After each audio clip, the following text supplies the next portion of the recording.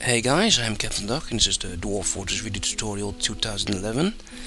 In this video I want to go by all the basics of Dwarf Fortress. This is going to be one long video, but the goal is to teach you so much that you'll be able to get started playing Dwarf Fortress even if you're brand new to the game, if this is the first Dwarf Fortress video you've ever seen. This video will probably be very long, but as I said, the goal is to make one video with everything in it to get you start playing. Also, throughout this video, I'll be trying to answer some of the most frequently asked questions that I've gotten, and I'll handle those throughout. Since I've still get a lot of questions by my videos, a lot of them the same ones, and I'm going to try to squash some of those with this vid. And all in all, it's just some basic training to help you get started playing the game, even if you've played the game already. So first of all, let's start with some questions. The first question being, are you Dutch? Are you from the Netherlands? And the answer is yes. I've never hidden this, but for some reason people ask me about every other video if I'm Dutch, and I don't think I need to tell it every other video, but here we go. One of the other questions I get a lot is, where do I get Dwarf Fortress? Or what's basically the same question is, how come you have graphics in your video and I do not? Or how do I get your graphics set?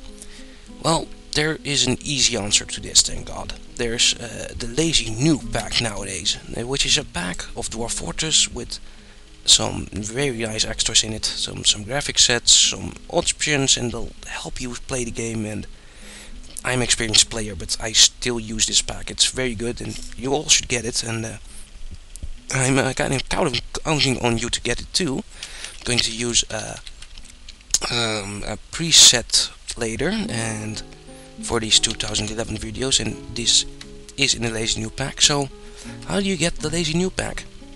Well, you just type Lazy Noob pack in Google. If that fails, type Lazy Noob pack Dwarf Fortress, and the top results should bring you to this thread. It is this thread on the official Dwarf Fortress forums by Lucas Up, and here you can download Dwarf Fortress, or the Lazy Noob pack, which has Dwarf Fortress in it. So go here, download this from whatever you want, then unzip it, and if you do that, you won't have this directory, you will have this directory. And actually, you won't, you will have this directory basically if you unzip it. In it is the Lazy Noob pack, and this here is a very nice application which help you get started. And I'll go by setting up the Lazy Noob pack, since I really want some special options for myself. I can't really play without them anymore. So I'll try explaining the setup of the Lazy Noob pack for now.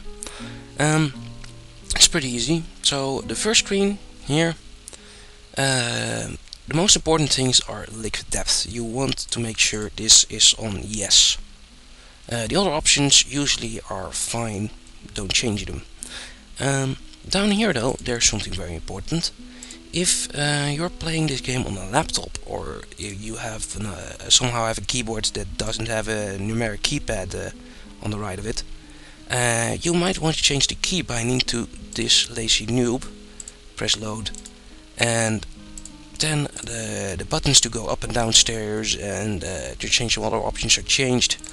So if you're on a laptop or don't have a numeric keypad, use the Lazy Noob pack key binding even. Okay, next tab, the graphics tab. Here you can choose what graphics set you might want to play the game with. There's multiple types. There's also the default one. Not for me, I'm going to go with the Iron Hand one. I don't think I've shown the Iron Hand set yet in a video, so I'm going to choose that. select install graphics, press OK, press yes, and press OK. And well, you've now installed the graphics pack. Congratulations. It's that easy with the lazy new pack. So, on with the show. Here is the utilities tab. This is very important too. It has some very nice built-in utilities. Some of the best ones are Dwarf Therapist and Stone Sense. Also, Init is pretty good too. And they're all pretty good actually, but you can toy around with this. Especially try the Dwarf Therapist. This is the best addition to Dwarf Fortress in a while, and makes managing the game a lot easier. For now though, I'll move on to the advanced tabs. Here are some things I do want to change. I recommend turning the FPS counter on, so you'll be able to see how fast the game runs. Also, intro move you cannot turn on or off. Windowed is something I prefer. It's easier because I have dual monitors. The rest of these options normally are fun. Also, only autosave. Change autosave to seasonal, and it'll save every season, and it's good for if the game crashes somehow. Also, you don't have to do this, but I have to do this for the video. I'll change sound to 25 so you can still hear me talk. Let's see. Also, yeah, I want to change one advanced setting myself. This might affect performance. You don't have to do this, but for my computer, changing 2D to 2D sync makes running the game a whole lot faster. If you're on a quad core or better, or I don't know, you might want to change this. Also, this maybe this will be in the lazy new pack later. I don't know. Also check this settings. Yeah, this sometimes happens. Okay, well, now I've set up the lazy new pack for how I want to play it, and we're 7 minutes into the video. How about we actually start the game? Let's go. Play Dwarf Fortress. I hope that... No, of course we won't. Okay, 1 second. Okay, that's better. Now it's properly synced with the video. Anyway, now we're in Dwarf Fortress finally. About 8 minutes into the video. And the first thing we have to do when we're starting Dwarf Fortress is creating a new world. This is the beauty of Dwarf Fortress. It'll start generating a world for you on the go, a different world every time, and it'll even run history to it. Also, so if you press enter, you'll get to the screen, and you have the option here to change some settings for a new world generation. Most of the options are fine basically, but for the video I'm going to turn the history to short, then the minimal occurrence to everywhere, or how I'll do frequent. You can toy around this with these options if you want. It's not very important in the end, but when you're done, press Y or Y or whatever to go,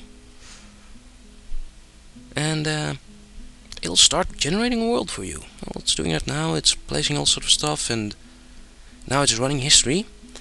It's the dwarves are moving, their civilizations rising and falling, and you can see the movement on the map. There's like dots coming in here, and what the hell are they doing here? I don't know. Anyway, after the history is run for a while, with the options I've done, it only goes to year 125. Also, if it goes long, press escape. I've done it like a year before it will end normally now, but if you press escape, if it longs run, then press U. You can just use the world as it is and don't need to wait for the entire history to run. If you've generated a large world, you might want to do this. Also, once you're at this screen, remember to press P to export the image. With that, you'll get an image of the game in your folder, like this. Here we have an image, which I can probably show you in Opera. Let's show that. That's a good trick. Here's Opera, and wow, this is very well prepared, guys. Sorry. if I drag this here. Now I have the entire world map in a normal image file, which I can easily show you, and you can easily look around. So always press P. There's a little advanced trick there. So for now, just press enter.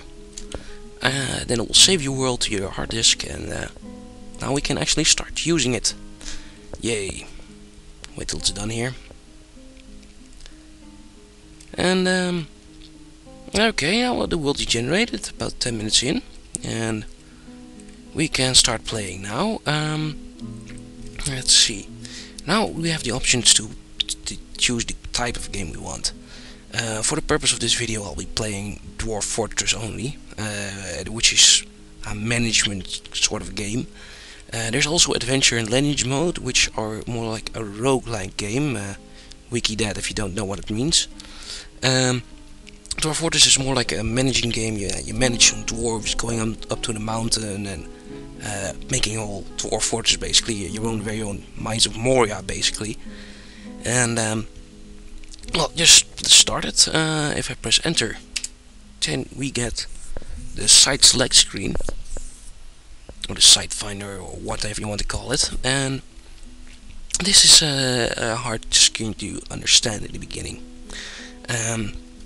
Let's move around a little bit. I'm moving around with arrow keys, and yeah, if you haven't noticed by now, this game is very keyboard intensive. There's hardly anything that's done with the mouse, so make sure you have your keyboard up to the bar.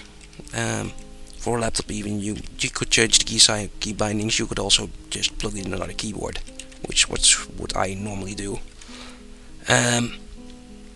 Anyway, this is the world. As you can see, I'm moving left and round, left, up, right, down. And the hard part about this screen is that it's multiple versions. Here's the world map. This is the big version of the entire map, actually. And this region map is a zoomed in version of this little X. And on the left here, the local map is a big zoomed in version of this region map. So you see, every time I move, this screen moves a lot, since this screen is this little X. And every time I move left, this screen doesn't move a lot. You see, just yeah, you notice it changes. Have to get used to it. Anyway, you don't really need to. Oh, also here's my cat Irma. Say something, Irma. Did you hear that? Yeah. I'll have to give her some attention. 1 second. Okay, there we are. Where was I? Oh yeah, the world finder. So yeah, as you notice, these screens, these are related. So the goal of all this is to find a nice site for your dwarves to go to, and to start building your fortress. Now, finding a site can be a difficult task, but luckily the game has a site finder nowadays, which is pretty good nowadays, actually. It's changed a lot in the last couple of versions, but let's start using it. If you press F, you get these list of search options, and yeah, we can use this to find a nice location on the map. And with these settings, I'll go by some standard ones. The first one I wanted to explain is flux stone. Flux stone is the type of stone you can have on your map. It's a white type of stone usually. It usually has a lot of metals in it, and it's something you want, basically. The aquifer is something you don't want. The aquifer is a type of ground which has water in it, and getting around that can be a big problem. So have a site which has a flux stone, which doesn't have an aquifer. The rest of the options aren't that important as those two, but they're still fun. So for now I'm going to choose a site which has a river, which has multiple shallow metals, multiple deep metals, some soil, and some clay. This will select some areas which will be pretty good for you. And if you do this, set the game to this yourself, then press enter. Then the game will start searching your map for a spot which has all these options which you selected, and will show it as green X. Now it'll have to search the map, and that takes a while, so pausing the video again. Okay, it's not done already. Goes fast near the end apparently. Anyway, it's done, and now you see on this map there are a whole lot of green X's on it, which are blinking, and these are the sites which the sign finder has found. Now let's press escape to close the searching mode, and now we can look around the map, and yeah, all the green X's on it will show where suitable areas are. There's still a lot of options to choose from. Finding one which is the best can be very hard. Something you want to mind are these options on the right when choosing a zone. Preferably you want these all in the green. So this place is a pretty bad one. It's warm, there are no trees, hardly any other vegetation, some wild animals. Preferably want one with green or blue even, but preferably green. So I'm using the arrow keys to look around the map. This is very north of our map, which has sites. Also, you can change sometimes. You can change these options with F1 and F2, which depends on this screen. But then you can see what's in the ground. So I have to find a site. So this is in a desert. This scorching heat. Not what I want. That's what about here. There's a mountain range in the middle of a rocky wasteland with near deserts. There are green axes on the map here. Also, if you want to change this zone, you don't use the arrow keys, you use the UMKH keys, which is a very weird decision, but Toadie has gone for that. So UMKH to change this area. Also, you can make it bigger with UK, make it smaller with capital UK, and make it smaller with capital MH. I'm going to make it bigger for now, very big, so I can check all the zones in this area. If I ever press F1, it shows this zone on the right over here. It's just a mountain which is warm, no trees, no vegetation, pretty crappy by itself, but it has some metals. If I press F2, this area, this has shallow metals, deep metals, some clay. F3, on here this is a sand desert, which is sand but an aquifer which you don't want, but flugstone which you do want. Let's see more areas. 4, that's not very interesting. 5, not very interesting either, and also very far away. So not really what I want. Maybe over here. This place is completely desert. So I'm going to check these zones. Aquifer, flugstone in these mountains, deep metals. You almost always have deep metals. Let's see. Not really what I want. Maybe this place.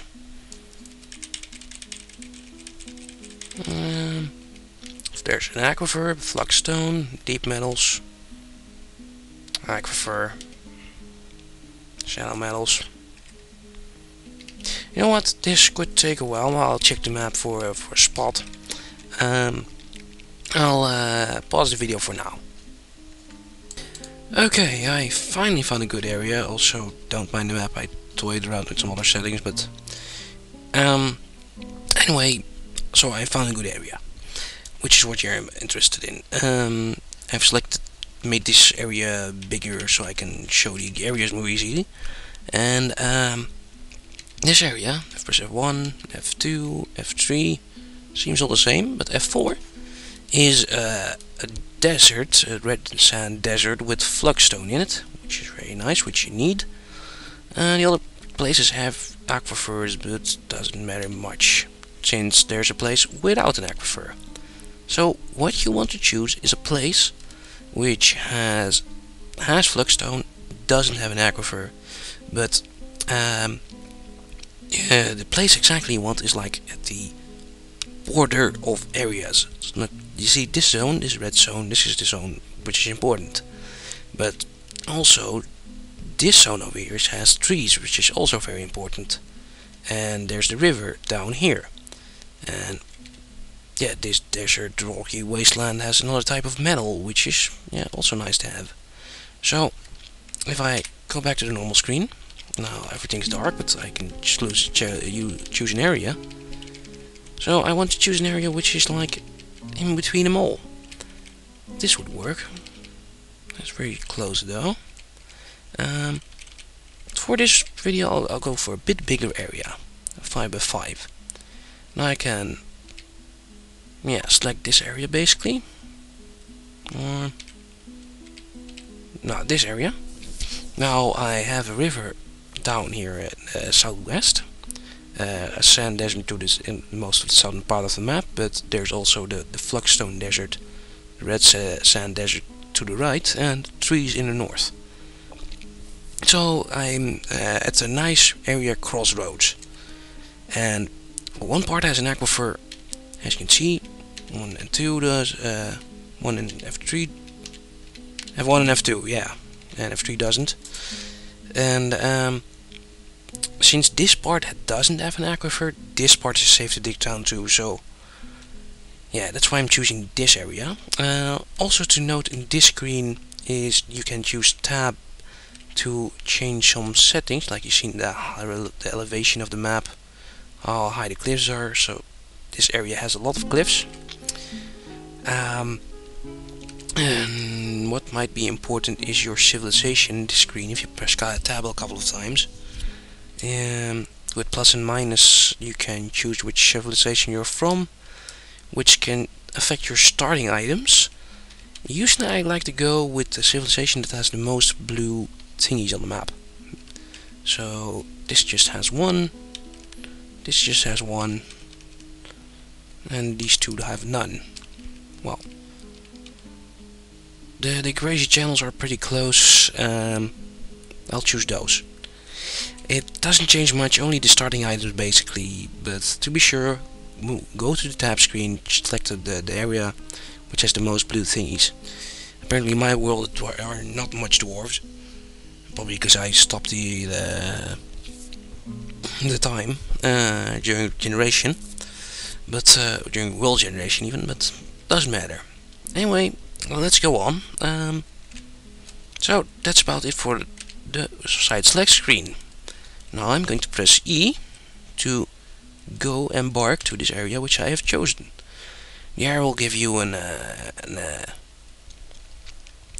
error message.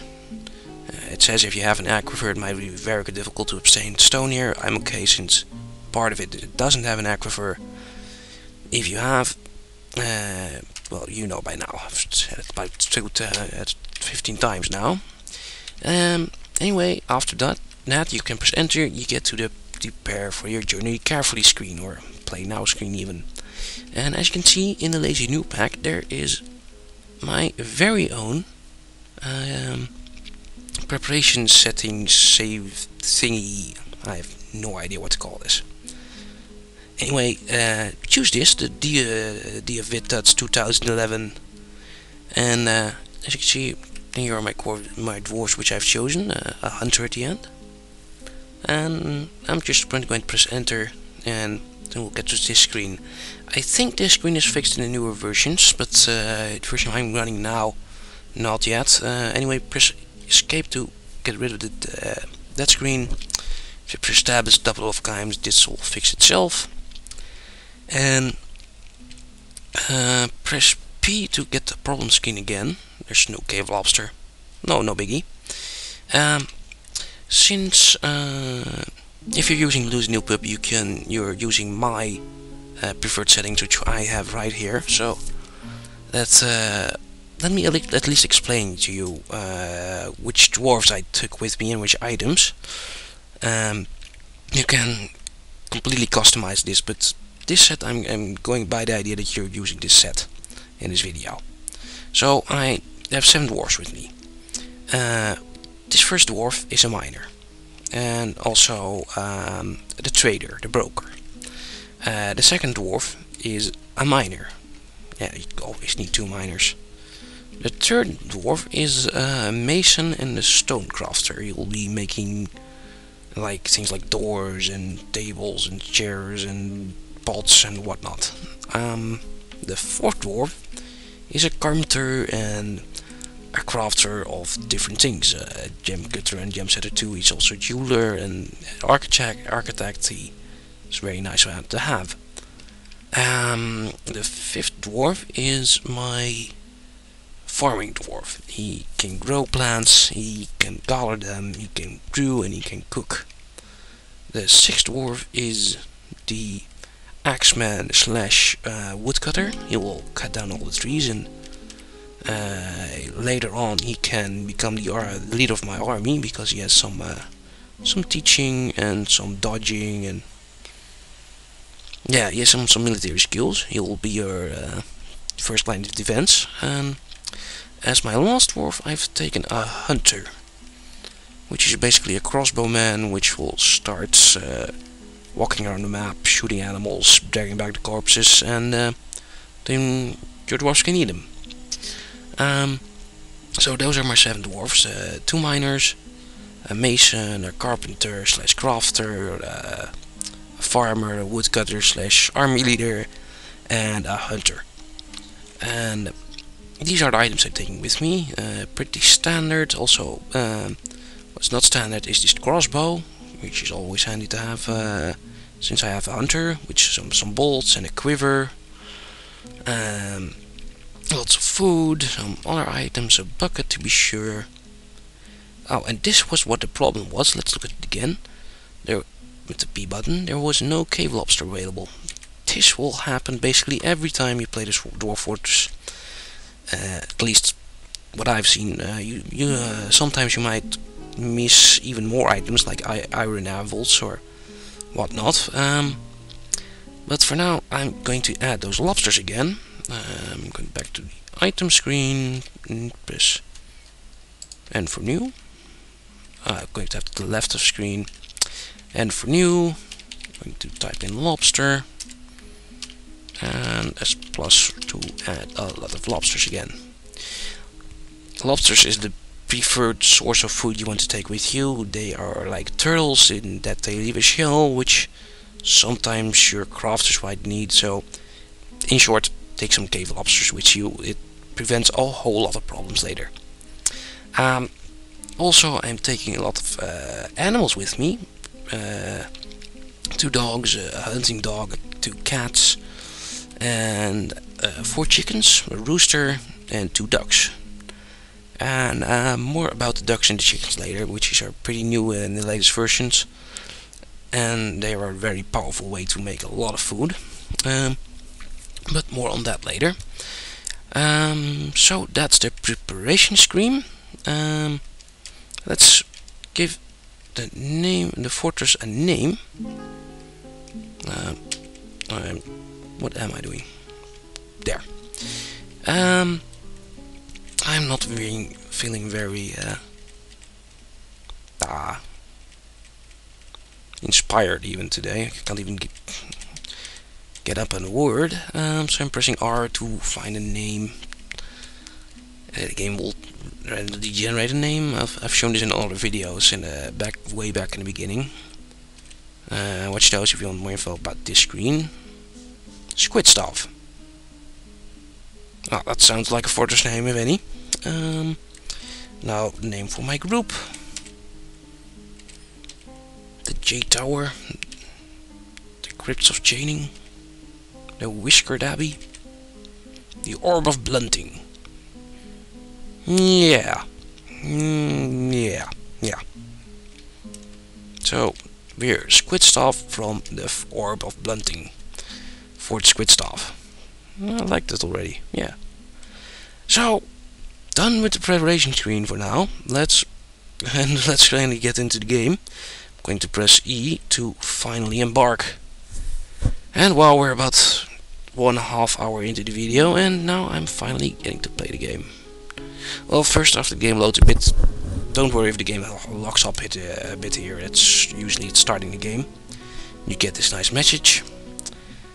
If you press enter, you'll get here. Also, then press pause to pause the game. Press space to pause the game. Now we're finally in Dwarf Fortress.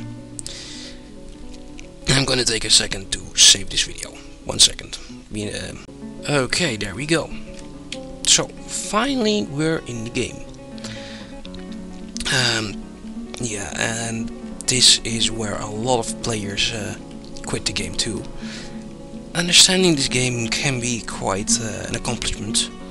The interface has a lot to be desired, and making sense of this can be hard, especially in the beginning. It's like seeing the Matrix and having no idea what you're doing. But this graphic set, with the graphic set, it helps a bit.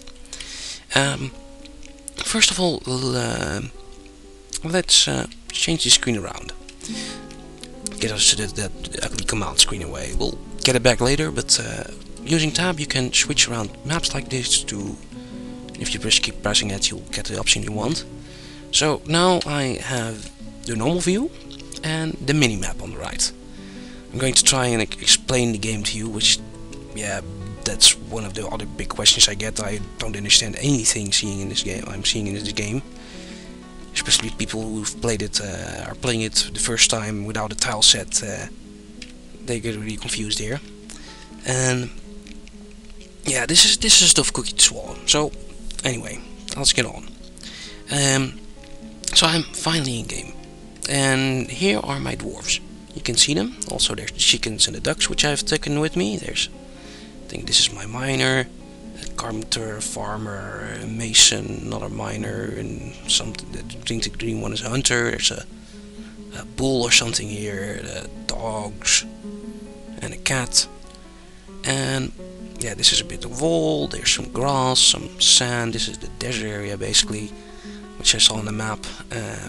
Normal green sand. There's trees even here. This is probably a beehive.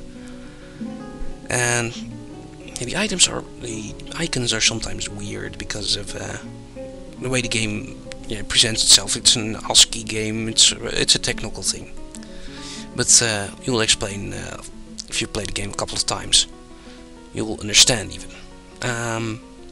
So yeah, we're looking around now, and with the arrow keys you can look around the map. One very important note is if you hold shift, you'll look around the map a whole lot faster. So remember that. And again, using the arrow keys, using the keyboard arrow keys, no mouse allowed, basically. So let's look around my area. One of the hardest things to get in this game is that you're seeing only one level at a time. This might sound complicated. What you're doing in this game, you're basically looking at one big 3D cube, but you're only looking at one slice of it. And in this world, you can view one slice at a time, and you can go through up and down the slices. So now this is my starting place.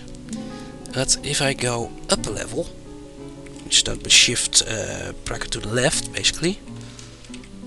Now I go up a level. Now I'm here, and you don't see the dwarves in the lower level anymore. Those were about here. Here's the card. If I go up again, you don't see the card, but you see there's something down there. And using this, go down level, go up level. Let's go up a level again,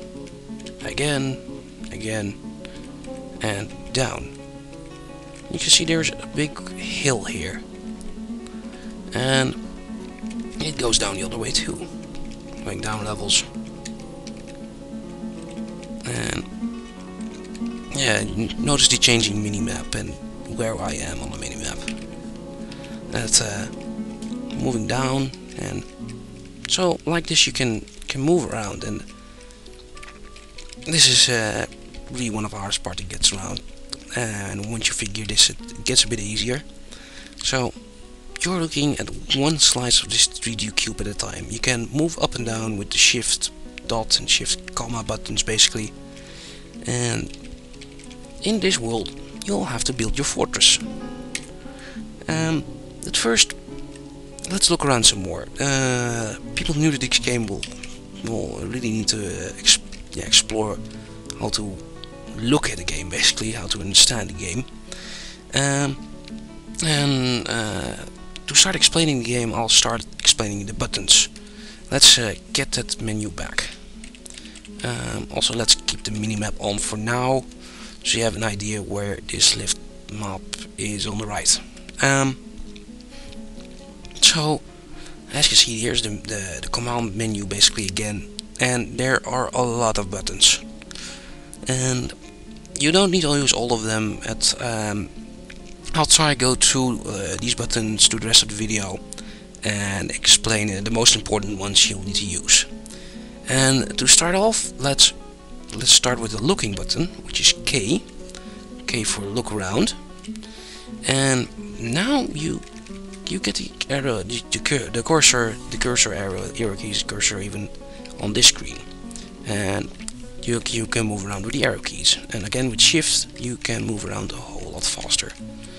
As you notice, as the cursor moves here, this screen changes.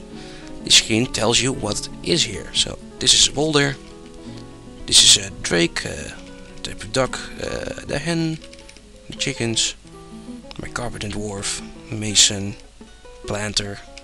Here's an upward slope. All these arrows are basically slopes which go upward to other levels, which is why you still see them on the other level, on the top level. So I got a donkey and a yak bull and some cats. This wall is made of silty clay. This is red sand. And using this K button and the arrow button, you can look around the whole world. You can even look at things in detail, like this chicken. If I press enter while on this chicken, I get info about the chicken. It's an enormous chicken, yet very weak. Spoilers, all chickens are enormous, basically. Yeah, it's a small chicken. And what about this yak? This is gigantic, with beige hair and umber skin, and you don't see it. But yeah, that's this game. It does a whole lot of simulating underground, and you don't see it, but it gets logged in texts, and you'll see it in there. Like, here's my mine tree. Yeah, that's something I can do too. Instead of a yak or a duck, I can choose my miner, press enter.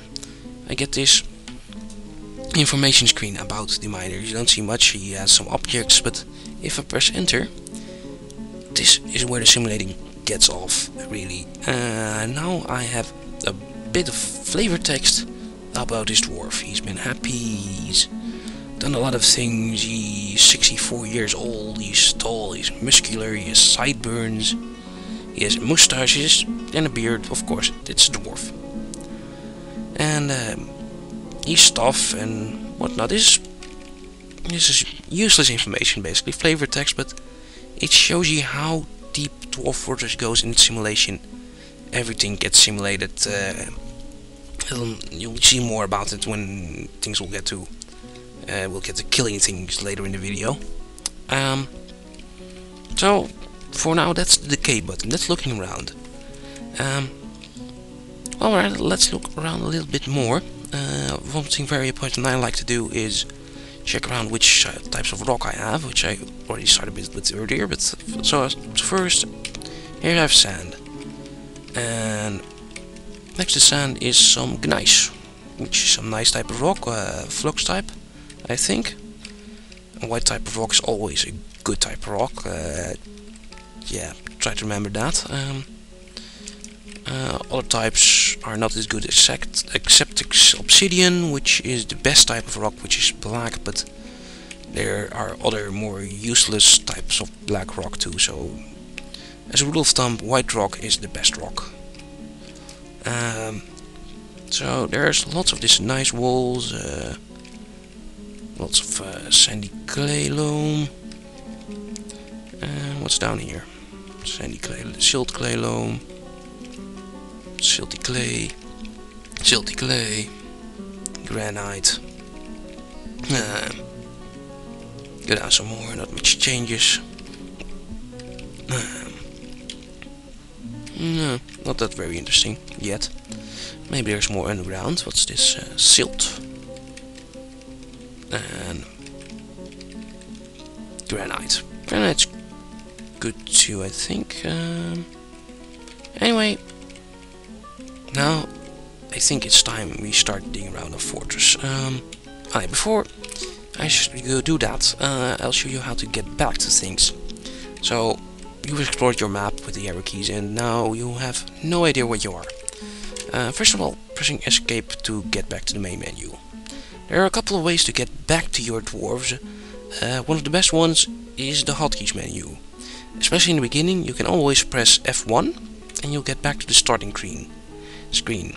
You can change this by going to the H menu, then press like a button like F2, go somewhere you want the game to zoom, which is like where I want to start my fortress, which will probably be over here. So I want to zoom here, press Z. Now, if I press F1, I go here, F2, I go here.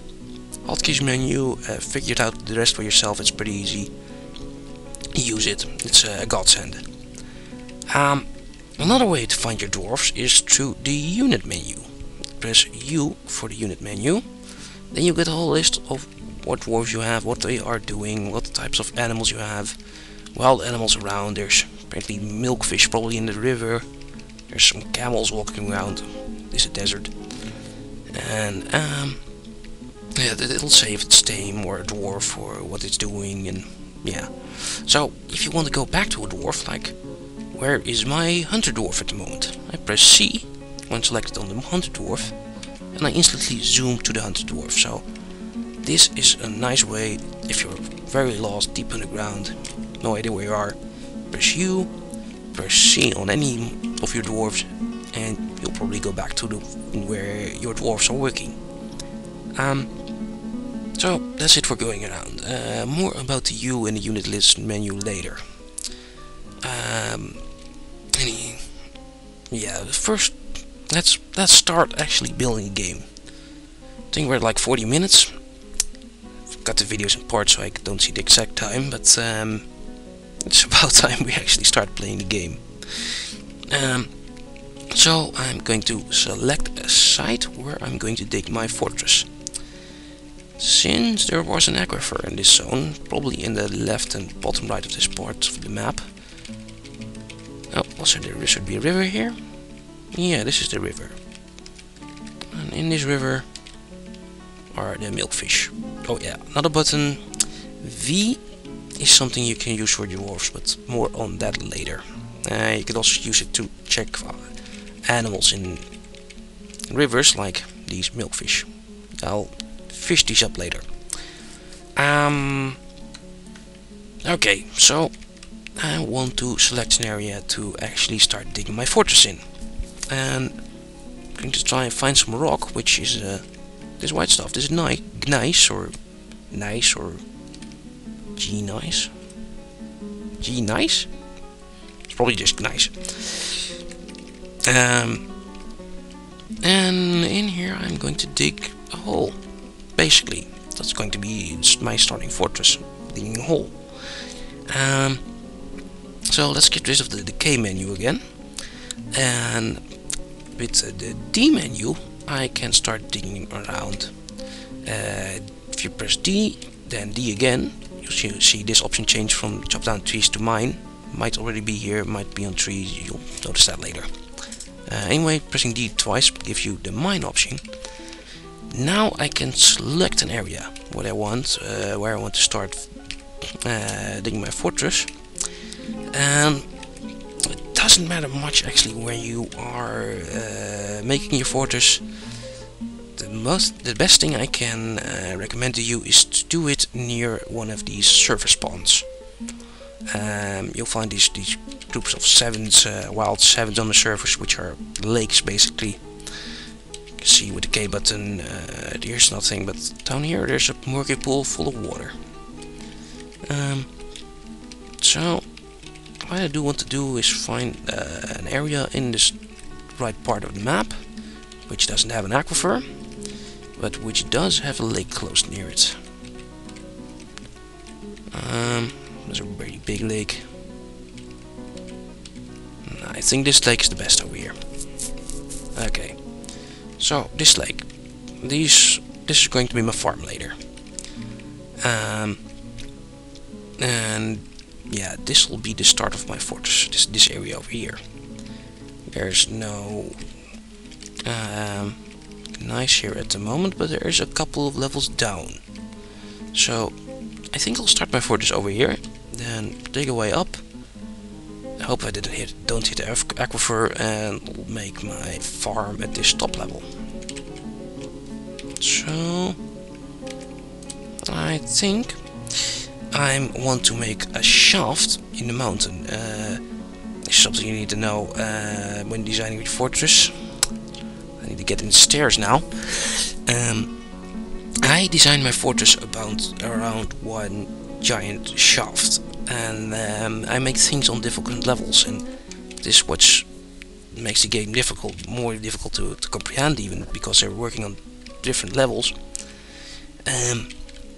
So I want a central shaft, and which is usually 3x3 tiles wide, which is what they normally use. 2x2 is normal. This works too. To explain shelves and stairs is quite a thing. These are the things that dwarves use to go up and down levels. For now, I'm going to make an up and down stairway using the D menu all the way here near the surface, also to this level which has the gneiss, and this will be my starting area. Now I'm going to dig out this wall, sure, like this, and this will be the entrance to my fortress. Deep in the mountains, and I have a nice central shaft which goes up and down, and I'll be able to make stuff there later. So I've set this with the designate menu. While I'm here, I should also tell you about chopping down trees even, which is something you also do with the designate menu. You press D, like when you're here, press D, then T, or maybe it's already on here, to chop down trees. Now, like the same with mining, you can press enter on another area, and all the trees in that area will be marked to be cut down. And I'm going to use this to cut down a couple of trees, because your dwarves will need them. And be careful not to cut down too many trees, because that'll be a problem too, and the elves will come and you'll have hell.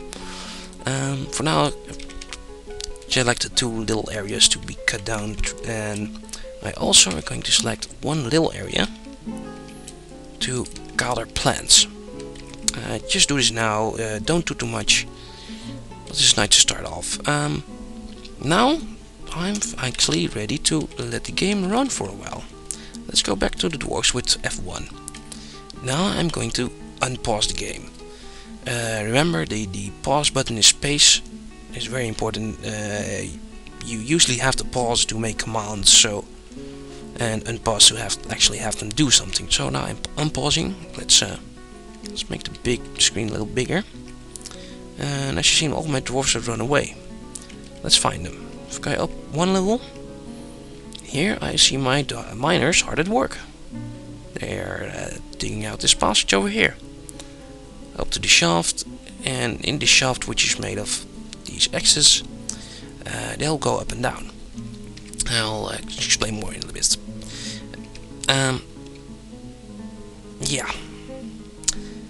Also, this can happen. Digging stone down blockaded. And if it happens, you have to press space and unpause, and that's why I changed this menu. You know what? This level is obviously an aquifer. I can't dig here, so I can't dig down apparently from this level. That's a problem. So there's an aquifer in the ground. Maybe I'll be able to get around it using the stone, since aquifers are usually in types of soil, sand. Yeah, more on that later. First, let's have these dwarves dig around a bit. Oh, they're already digging quite good. Okay, they've dug this out, this passage. Now I need to get on. There's some important stuff you need to do in the beginning. So to get started, I need to make a couple of areas. After you dug at your first passage, you should start doing this yourself. First, I'm going to make 2 stockpiles. A stockpile is a place where your dwarves will store the items they make. And I'm going to make 2. Let's make them near the entrance. Maybe, I don't know, above the entrance. It's not very handy, but I'll do it here. I'll make 2 stockpiles, not an animal stockpile. I'll make a wood stockpile for storing all the wood that my woodcutter chops down even. And I'm making a refuse stockpile for every things like bone and stuff like remains from food. It is the garbage pile basically. So I made those. It's also important I make some workshops to start with. This is done using the B menu to build stuff. There's a lot of options here where you can scroll through using plus and minus buttons normally. For now, you just want to go press W in your keyboard to go to workshops. This is probably the first combination you'll learn. First B to build, then W for workshops. Now you have a lot of workshops to choose from. To start off, I start with first of all 2 carpenters, which I place near the wood stockpile. You perceive for the carpenter or choose in the list and press enter. Choose a material, the nicest type of rock, so choose the type of rock if when possible. And now I've made 2 carpentry shops. And I also need to make some more. Also want to make a mason's shop, which is done with M for mason. I'll build that close to next to the refuse stockpile. Build 2 masons.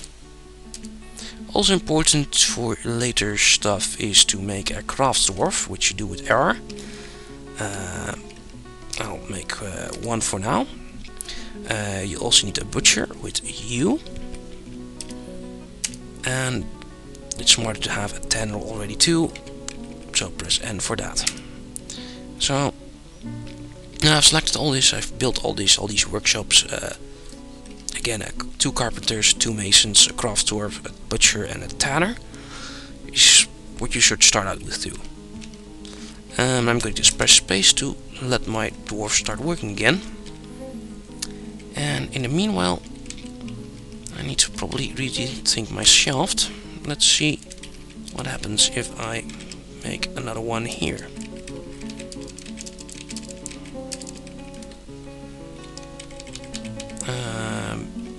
Building some extra things, and maybe I should really explain the stairs now. So stairs are made by DI. You've seen this. Stairs work on levels, and stairs make your dwarves able to go up and down levels. And what now? I was pressing the wrong button. Anyway, using this your dwarves can go up and down levels, and normally they can't. And the trick is to just make 1 shaft, like I just did earlier. Use the I commands, you have stairs that go up and down on the same tile. This is very important. Make up-down stairways. Do not make up stairways. Which button does choose this? Nothing. Anyway, do not make upward stairways. Do not make downward stairways. Make up-down stairways. It's the I button, D, Y. It's something you'll very fast learn.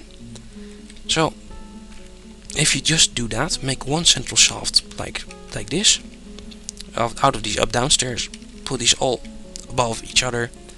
then you should have no problems with stairs, and your dwarves will be able to go everywhere, which is, well, everything that's everywhere which is connected to that staircase. As you can see, my dwarf is happily digging down here, and he's through the aquifer, which is here. So that's fine. So I guess this place to the right will be my main staircase. Let's dig it out a bit bigger. Also, let's remove this old staircase, which isn't going to be built, by using the X button in the destination menu. I'm sorry guys, I'm going from hop naar her, is the Dutch saying. From the hak op de dak. From going through between options too fast, sorry. So anyway, still starting phase of the game. My shops are easily being built. Oh yeah, and I should tell you about this. Normally in my set I didn't add a butcher and I didn't add a tanner, so these shops will not be built yet. And this is to learn you one thing, to change how to work the unit menu. So if you press U, you can look at which dwarves are doing something. And as you can see, my miners are carving, the carpenter is doing his job, doesn't doing nothing at the moment. It is important, we'll do some stuff later. And the woodcutter is storing something in the stockpile, the mason is making a building, the hunter is hunting, planter is planting, or stockpiling. Now, as for starting the game with this butcher in the standard shop, I'm going to recommend to make the woodcutter your butcher and your tanner. To do that, you go to the woodcutter, press C, then P for professions, L for labors, and then go down to farming related, turn it butchery and tanning with enter, escape, escape. Now my woodcutter has the option to go butcher items and to tan the hides which have been butchered. This will be important later. While we're at it, with the unit menu you can change a lot of options. Also, Dwarf Therapist is like an replacement for this screen, which makes this screen a whole lot easier. So now might also be a time to check out the Dwarf Therapist if you're into that. Anyway, for now I'm also going to go to this hunter, press C, and since you might have seen that I took a hunting dog with me, I'm going to assign the hunting dog to this hunter. To do that, I went to the hunter using the U menu, then press P for professions, E for work dogs, press H for the hunting dog, which I took with me. Then I'm done. Press ESC, and now my hunter will start using the hunting dog. As you can see, the hunter here is also, he just killed a camel. That's very nice. And yeah, now he'll take the camel corpse back to my my fortress, start butchering it, start tanning it. I'll get camel meat, I'll get camel hides, and that's all very nice. And this is a great way to get food, basically, for your dwarves. Very important. This is why I took a hunter with me. You take a hunter with me, you won't starve. If you give the hunter ammunition, because now, as you can see the status message under here, he's out of ammunition.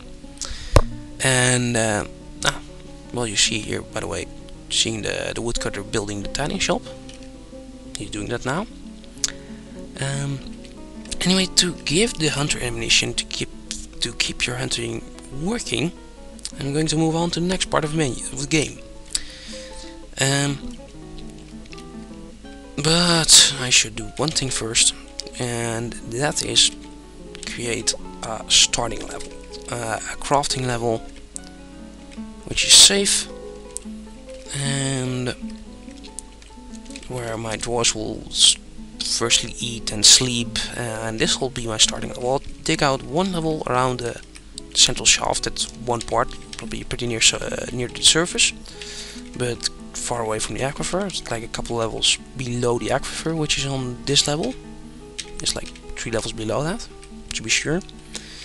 And I have my dwarves dig out that in the meanwhile. So now, let's get into building items. This is very important for the next step of the game. To make items, you go to a workshop and you press Q, the Q button to interact with something.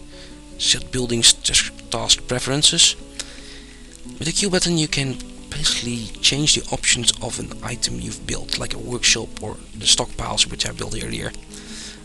For now I'm going to use the Q button, go to the Scarbench workshop, press A to add a task to this workshop, and I'm starting off by building some beds. So I'm pressing B to make a bed. You can also select this list with plus and minus if you want, then press enter. Faster way is to press A then B to make a bed. And you want to make about, well, at least 8 beds I say, so I'm going to press A, B a couple of times, A, B, A, B, A, B, A, B. You know what? 10 beds. There's like 10 options queued max in this screen. And, well, that's enough for my carpenter for now. In my mason, I want to make some other things. First of all, I want to make a floodgate. I want to make a door. And then I want to make some tables and some thrones. I want to make 1, 2, 3, 4 tables. I want to make 1, 2, 3, 4 thrones. This is a very nice starting set for your masons. You don't need much floodgates, you don't need much. You do need a lot of doors. Probably only need 1 floodgate. Anyway, let's set into that. Also, the craft dwarfs, here is where you make the bolts for the hunter. Finally, is a choice here. So you go to the craft stores, press Q, just like the other shop, and you'll have a bunch of options here. With rock, you won't have an option to make bolts, but if you choose wood, then wooden bolts, you can, and then press A, enter, A, enter, A, enter again. You can queue up the craft dwarfs, which is the carpenter in this case, to make bolts for you, and your hunter will be able to use those bolts again. And also here's Irma again, the god. Irma, say something, Irma. Of course you don't want to say anything now. Anyway, this gets me distracted from the video. So, yeah, pause. Okay, where was I? So, oh yeah, I just told you how to make some beds, some floodgates, doors, tables, chairs, or thrones even. That's one thing. In a mason, the game calls it a throne, but it's really a chair, and yeah, it's the same thing. The game counts as the same thing. The name is different because it's rock. It's a throne. If you make it from wood, it's a chair. It doesn't matter. Make rock thrones and rock tables. You will need them in a moment. So now my dwarves are working here. My butcher is ready. My tanner is ready. And I need to get into food production first soon, but first I'll have to decorate this room so my dwarves have a place to sleep and to eat. And oh, they're almost ready digging out this. Let's give them a moment over here. This video is long enough. Can waste a couple of more minutes of your time. Christ, this video is gonna be so long. Back when I was planning this video, I'd like just going to be like, wow, I'd like make like 1.5 hour video and then it'll be done. But it's probably going to be taking up more than an hour. I think I'm pretty close to an hour already, probably. Okay, so this first room is dug out. Now I want to keep my miners busy, so I'll start digging out a farm level soonish, which is going to be here. For now, I'll just do this. I'll dig out this little area close to the farm, close to the water.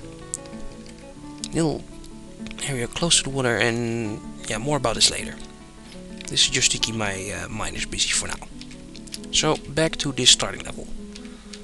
You know what? I'm also going to make a hotkey here. F3. This is going to be my F3. So F1, F2, F3.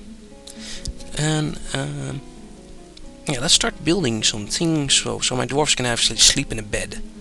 So let's start with beds. Sure. I press B, and I don't have made any beds yet. Which is probably because my crafter is making bolts first. This is probably if you make too much, you've set too much commands at once. My carpenter is also a wood crafter, and for some reason he prefers crafting bolts to making beds. Well, he's almost done with that, and I'll do pause for the video though. Yeah, I saw the hunter bringing in a camel over there, and now this carpenter is coming and he's butchering the camel. Very nice. This is all very good for my food stocks later. Also just really should pause the video. Yeah. Okay. Finally, my carpenter's come and actually created some beds. Let's go to my starting room again and make some starting equipment. So I'm going to place the beds. As you see, I've been doing it with the B menu. B twice B is 4 beds, and beds are easy once they're made at the carpenter. You just place them like this. Also, when you want to place your tables and your thrones, I'm going to do that in this corner. First I'm going to place 4 tables, and next to the tables I want to give each table a throne next to its space, basically. So that's why my 4 beds and my 8 beds and my 4 tables and 4 thrones. Now I haven't paused the game, which I've done.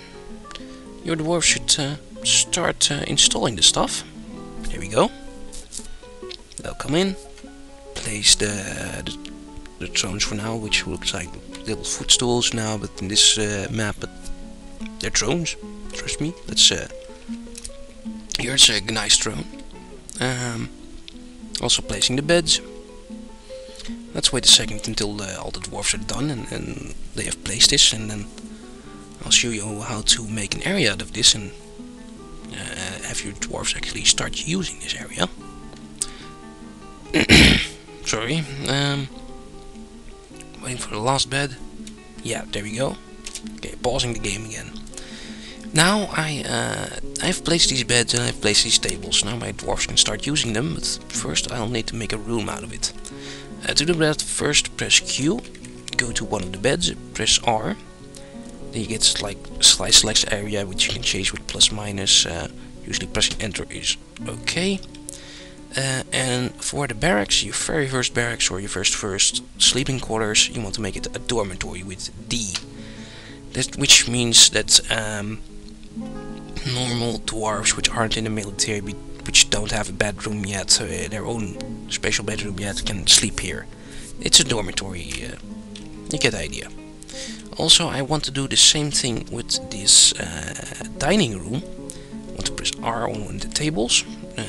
Do it on the table, not on the chair. There's a big difference there. Get the area again, keep the same, press enter.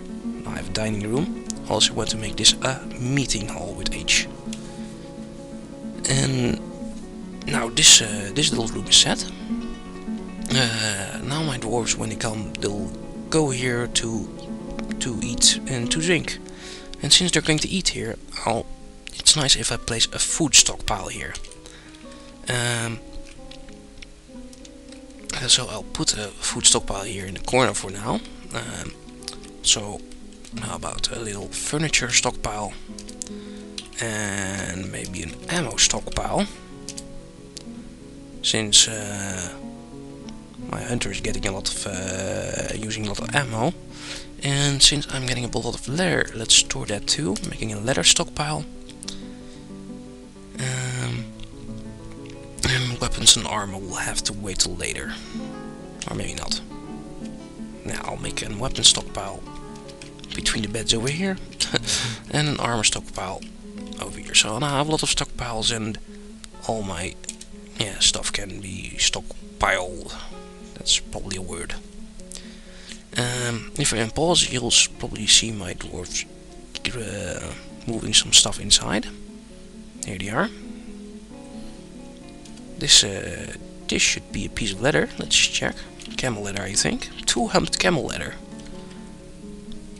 Well, this is something my hunter's done. He's brought him some free leather for you, basically, by going out, killing a camel, and dragging it back and tanning it. Also my bolts for my crossbow being stored here. Apparently I have enough bolts. So now I have a very basic running dwarf fortress. I don't have a way to cook or prepare food or drink yet, but my dwarves, they can eat, they can sleep. If you can probably start playing the game with this kind of information you have at this point. I want to go a little further because people run into a lot of problems, especially with food creation, and this will be the make your next part of the video. So yeah, this little first room is done. It has a little couple of stockpiles. Don't make every stockpile yet.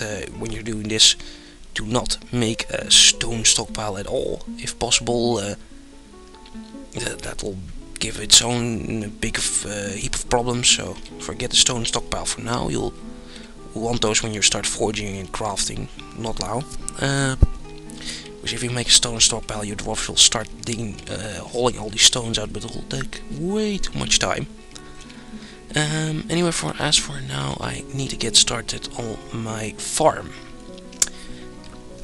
My farm is why I built the door and the floodgate earlier. I'm going to place the door. I'm going to place the door over here. Also, there's the cat again.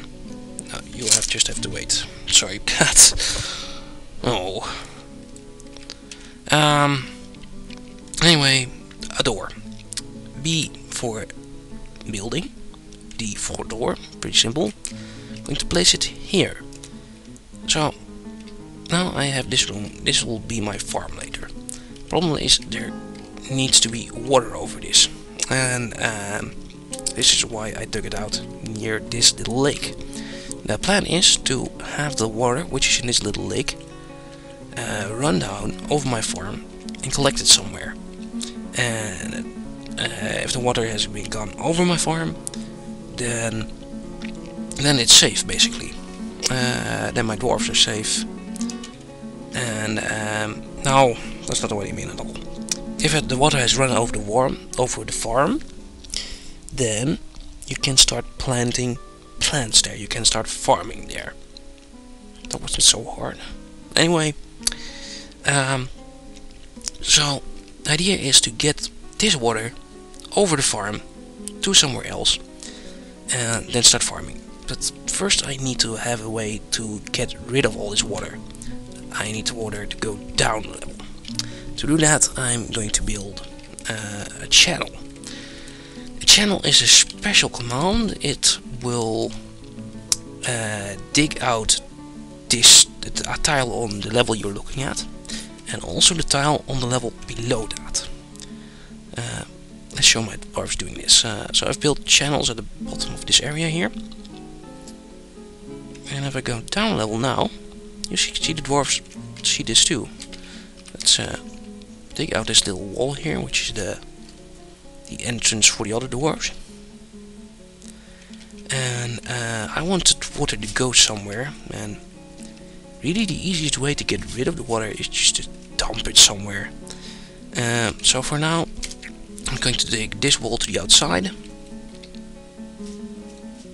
and if I have any excess water, it can go over there out into the wide world. Hopefully not flow back into my fortress. It will probably won't reach there.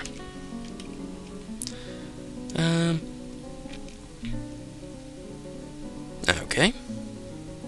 But now my fortress is very unsafe. There's multiple ways into the fortress. I'm going to stop that for now. To do that I know a trick. First of all, you want to build fortifications.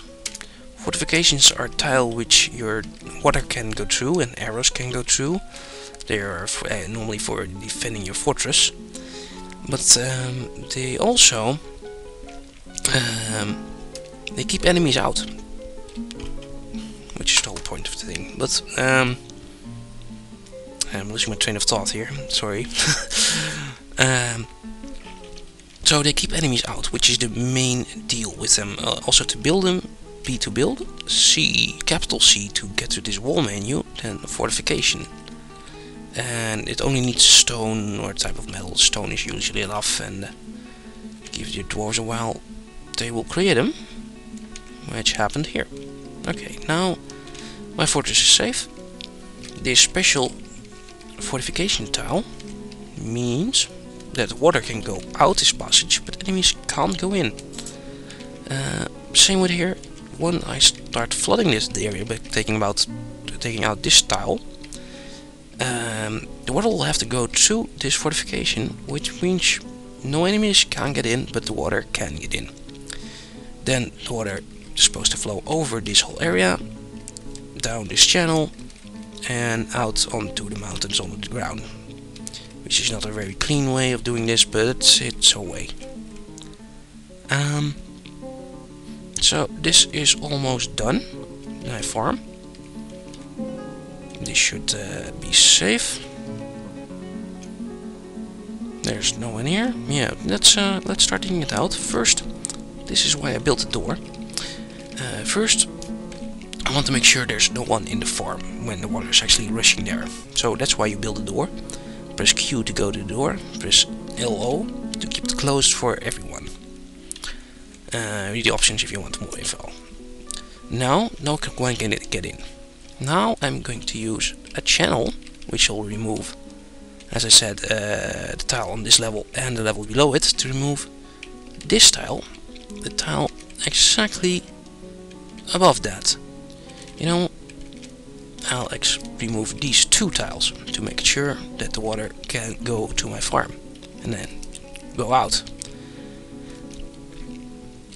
And let's see what happens now. So, once my dwarfs get around to going here, and I have a drink. Now, there we go. Now they've dug a channel, and the water is running over my farm. And the fortification is here. You just don't see it because the forest is on top of it at the moment, but the water is rushing through it. As you can see, water is rushing to the fortification over my farm, and it'll drain the pond probably pretty rapidly. And this is why you wanted the flow amounts in the beginning. If you don't have that option, you'll just see bits of water. If you do have that option on, you'll see numbers, and these correspond to the depth of the water. 1 is like the shallowest part of the water, 7 is completely full, and there's levels between that. And the thing is, you can't build anything on higher than level 1 water. But for a farm you need muddy ground, so you need to do this. So, as you can see, the water is flowing over my farm, down this channel, and out to over the side of the mountain here. And let's wait until this is done. Let's not wait until this is done. Let's tell you another part of food farming while this is running. So making a farm is one way to get a lot of food. Since the latest versions, there are a couple of new other options to make a lot of food, and one of them is livestock. Another one is hunting. Hunting has been around for a long time. Christ, I'm really losing my sentences here. Sorry. With this embark set, the DFVIDTUTS 2011, I've given you basically 3 options to make food from the start. The first one is the hunter, which you've been seeing already. He's killing camels.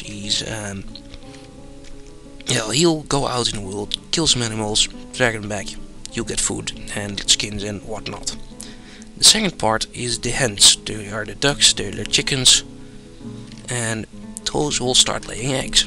And to probably manage all those chickens, you need to create a pasture, which is a farm, basically a livestock farm, a zone where your animals can walk around and lay eggs and whatnot. Have a chicken house, and God, I'm terrible at explaining at the moment. Anyway, how to do that? You want to make a zone to do that. The zone button is a new menu too. If you press I, you get this weird menu. Then you first need to select the zone with the normal enter mechanics. I'm going to select quite a big zone here. You want a big zone for your farm here. Now, I've selected the zone. Now on the right side I can choose what type of zone this should be. And for this part I want to press N to make it a pen pasture.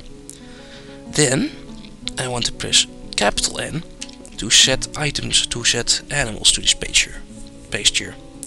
Now, with using plus and minus and enter, I'm going to choose everything in my fortress which isn't a cat or a dog, and add it to the pasture, like this. You can also put your cats and dogs in if you want. But for now I've put everything. I have my hens, rooster, duck, drake, jackbull and a donkey. These two might change in your versions. You might also have an ox or a cow here, but yeah, it's random. Anyway, now if I press escape again, my dwarves should come soonish and put all the animals in the pasture and keep them in the pasture. Here we go, there's a dwarf coming with the chicken, another one, and another one. And now my chickens are all brought to this area. If they ever wander out by themselves, our dwarves will come and bring them back here. So this is a nice way to manage all that. And there's the water buffalo, or the yak, and there's the donkey. So they're all in this set, but they're not creating food yet. To have the chickens lay eggs, you need to make some nest boxes. And that's something you do at the craft wharf. And here is where we start the next part of the farming yard too. You need to make some items for creating food, for cooking. You need some couple of basic items. First, let's go on with the chickens. And for that I want some nest boxes. So you go to rock, or whatever material you want. Usually rock is the best, since there's a lot of rock always around. I want to make some rock nest boxes. I took like 6 chickens with 6 chickens, whatever. As you can notice, this video is running a little bit long. Christ. Okay, so 6 nest boxes. Just build those. Yeah. Also make some pots. For experienced Dwarf Fortress players, pots are the new barrels. They're the new gold, basically. In the old days, you had to create barrels to create food, to cook food. You need your dwarves need a container to put food in, especially with drinks. You need like a barrel to keep your dwarven beer in. But nowadays, at the craft dwarf, you can make a rock pot, and a pot it does the same as a barrel. Basically, it holds food. The beautiful part about this is that you don't need to create any wooden barrels anymore. You can just build all the rock pots you want all day long, and you'll never run out of rock. So that's a very nice thing. You still need to make wooden bins, but well, you don't need much bins anyway. You need much more barrels, and instead of barrels you can now make rock pots. So make some rock pots in advance now when you're at it. Also, it looks like he already built some nest boxes, so let's place those too. So here's my pasture zone. In my pasture zone, I want to build a nest box. Build those with B. Then minus to go to the bottom of the menu, and then capital N for the nest box.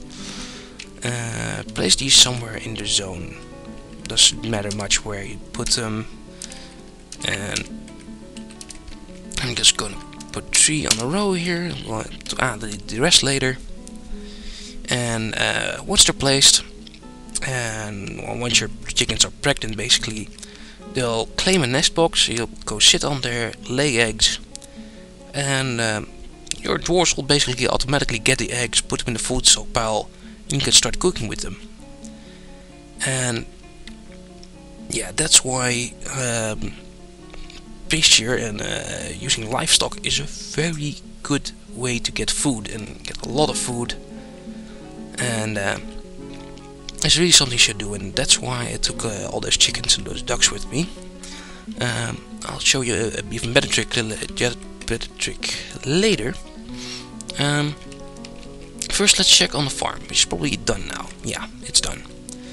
Since it's done, I'm going to open the door again. The pond is completely flooded out, but to be sure, it won't. If it starts raining, it might flood again. And I don't want to flood my farm again, so that's why I'm going to make the floodgate. With the X, BX, which I'm going to put right behind my fortification. Put it right behind your fortification, so that way your dwarves won't get stuck while placing it. Now I just place the floodgate, wait for a dwarf to show up and actually place it. And while we're doing that, I can just build a farm too. Building a farm is also a B menu thing. Press B to go to the farm menu, P to make a farm plot, and this is the option you can change with UM key H again, just like in the world select menu. For starters, you want a nice plump helmet farm. Yeah, and I'm going to make this my farm for now. I'm going to just nice big area, 5 by 9 or something, I think, and place it. Then, oh, there comes the dwarf with the floodgate, by the way. Anyway, now my planter dwarf should come and build the farm.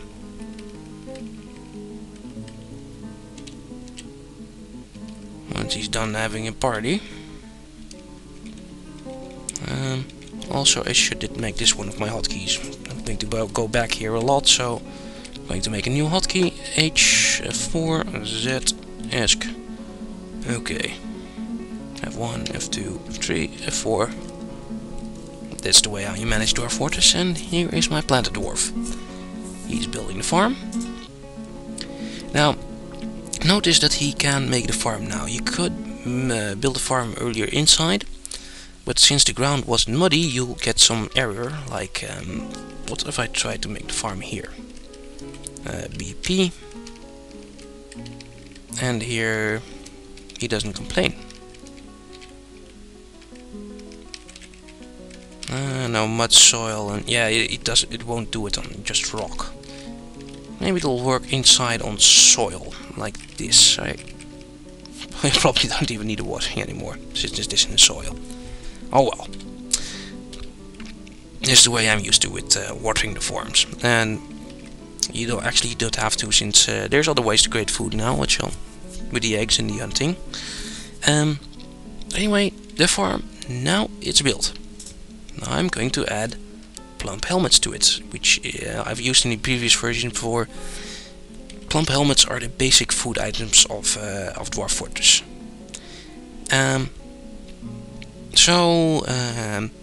Very important, you should go Q to the farm. Then you have options to plant what you want to plant in what year, what type of year. So in spring you can choose something else than in the summer. For your first farm, just go plump helmet all year round. So press A, plump helmets, B, plump helmets, C, plump helmets, D, plump helmets. Now, if you still run out of food, I know you're doing something very wrong, because this should leave you with a lot of plant food. So in a moment my farmer will come and start planting seeds and harvest them when they are ready. Okay, now I have 3 types of food. I have the plants coming in, growing here. The planter will do the rest basically. I have my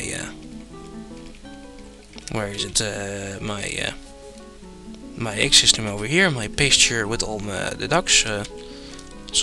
Oh, wrong button. I better build those other nest boxes too. Maybe not. So I have 3 sorts of food. Yeah, there's the farm, which will make a lot of plump helmets. There's this pasture, which will make a lot of eggs, duck eggs and hen eggs, chicken eggs.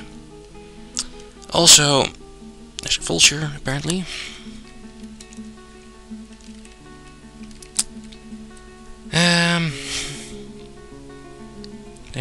The vulture is something I can explain how to kill him, but I wanted to explain it later in the video. So I'll explain it later in the video. Fuck it for now. You see these vultures running around, my dwarves will probably get scared sooner or later. Maybe they'll eat all my chickens, maybe they won't. I'll pause pause for a sec. Okay, I got rid of the vultures. Or some at least. Also I prepared by digging out another level here beneath the starting level. This is going to be my food stockpile and food processing level. First of all, this place is filled with a lot of rocks, and these will clutter up those stockpiles. I want to get rid of these. I'll show you a trick how to get rid of them. It's best to dump them. To dump a lot of rock, first press D, then B, then D again, DBD, to select all these items for dumping. Now your dwarves will need a place to bring the rocks to, and I usually do that on another level. I make a garbage zone, which is the I button again. I make a little area. It doesn't have to be big. 3 by 3 is enough. 1 tile is enough actually. Make a zone like earlier, and then now press G for garbage dump. Now any bored dwarves will take all the stones from this level and drag them down to the garbage dump.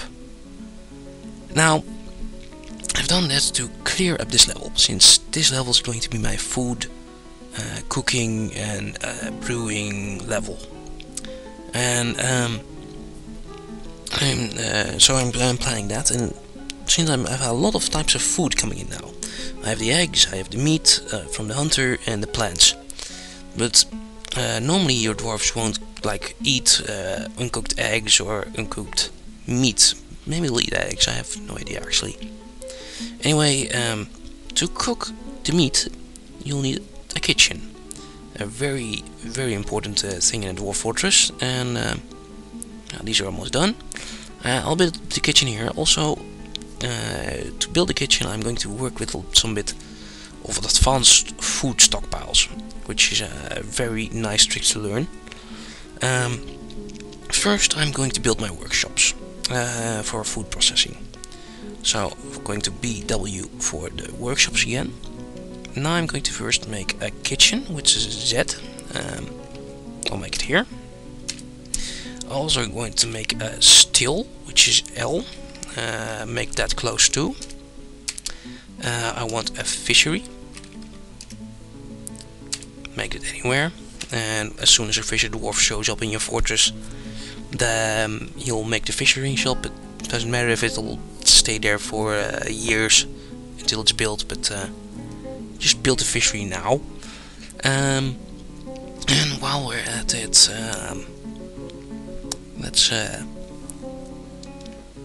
let's also build a farmer's workshop, since we'll need that later too. So I've built four workshops. Go back, yeah. A kitchen, a steel, fishery, farmer's workshop. Now I'm going to play with food stockpiles. I'm going to make 4 different special food stockpiles. First, let's place them. Go to the stockpile menu and make these stockpiles over here. And now I'm going to specialize them. This is very important. Something you very much want to do with your food stockpiles. And I'll show you my favorite setting, basically, which is, should keep you running. Also note that food stockpile specialization doesn't work if you have another food stockpile, like the one I built earlier. So for now, let's remove that. I'm going to pressing X, I'm selecting this area, and now the food stockpile should be gone. Now to specialize. To do that, go to press Q, go to one of the areas, press S to change the settings. Now I want 4. Now you can this menu, go down to food, and you can choose whatever you want to be stored in this stockpile. Since I want 4 different types, I'm going to start off, since I'm getting a lot of eggs and stuff like that, I think I'm starting off with an egg stockpile, just for eggs, nothing else. So I go to food and I press B to block all. No, nothing gets in. I go to the egg stockpile, I press P. Now all types of egg get in. And more on this later. So now all that can go in this stockpile are eggs. Now I'm going to go to this stockpile, and all that can go into this stockpile is what should I make this stockpile? Let's make this the everything else stockpile, and everything else, that's everything unprepared. So I'm going to do this other way around. I'm going to start with everything. I'm going to forbid some stuff, like I don't want eggs in stockpile. Now eggs won't go in this stockpile, they'll go to the first one. I also don't want drinks, I don't want seeds, I don't want fat in the stockpile. Also I don't want prepared food, so press U. Now this stockpile will have rest products which can be used for cooking. Now I want a stockpile which only has drinks, so I have a place to store all my drinks basically.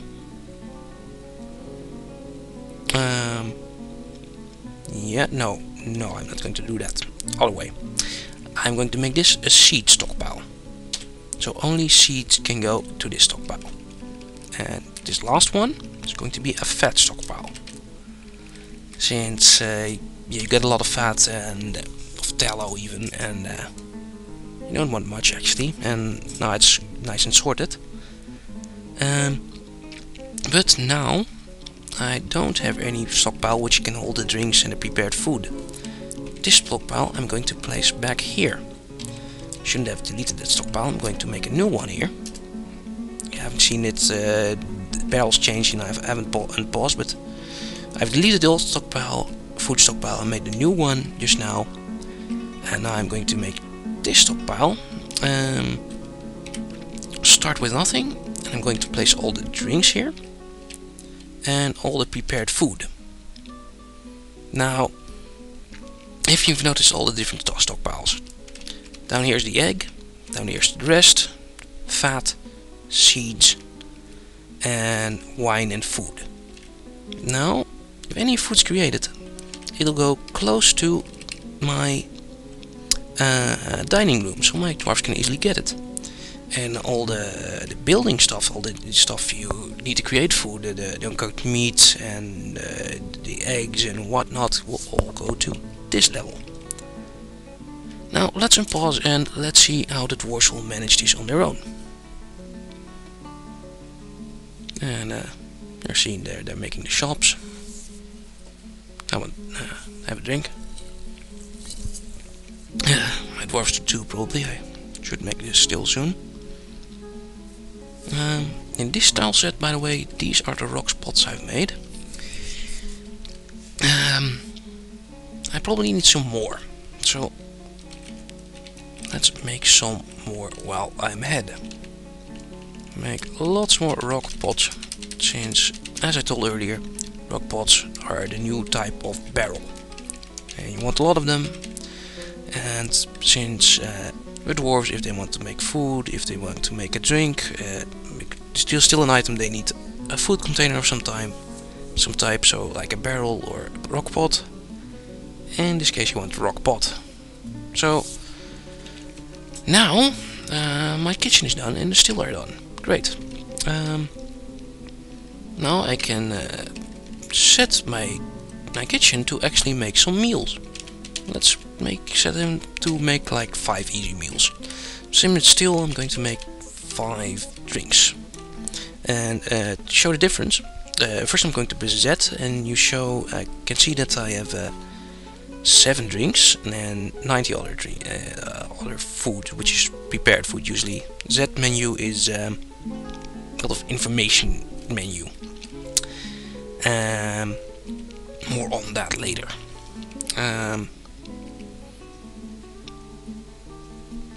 Yeah, so let's see this dwarf work for a while there. This guy here's running fat, probably he's making meals. This is my planter guy. Yeah. Also, you haven't noticed during the break I had some migrants walk in. More on managing that later. So anyway, now my stockpile is nice and stockpiled. Here there's a nice rock pot with lots of eggs. As you can see, I get a lot of eggs. There's a lot of fish. I still have a lot of lobster, warthog. I have a lot of warthog brain and heart and sweet bread and lung and whatnot. That's what's been my butcher's been doing probably. He's been I guess my hunter found a warthog, killed that, and my butcher made a lot of nice food stuff from that. Because of that, I'm also getting a lot of leather, a lot of warthog leather, apparently. This level I digged out too. Anyway, now I've got my food preparation, my food production under control. I got 3 types of food coming in. I got a way to cook the food and to brew the drinks. So my dwarf should be very happy. Also, a smart move is to make a little seed stockpile close to your farm. There. Also, a trick you can do is use T to take from a pile and make this seed stockpile take from this other seed stockpile. Using this trick, if people if they take something to eat, they bring it here, they eat it, they probably leave some seeds. Using if they eat plumhelpens, seeds get brought to the seed stockpile. Anything put in this stockpile will be brought to the seed stockpile near the farm. So that's a nice orderly, clean way to manage your food. And with this you're basically set.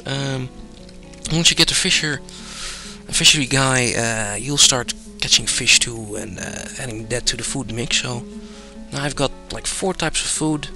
I should really be rolling in it. Let's see. With the Z menu you can see what types of food you exactly have. Let's see, you have lots of warthog food. Also, let's not cook these plump helmets. Then you can run out. I don't want to run out. But you can cook everything else.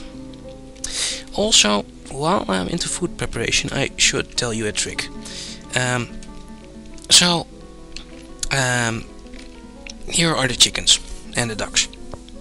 They are laying eggs. The thing is, you can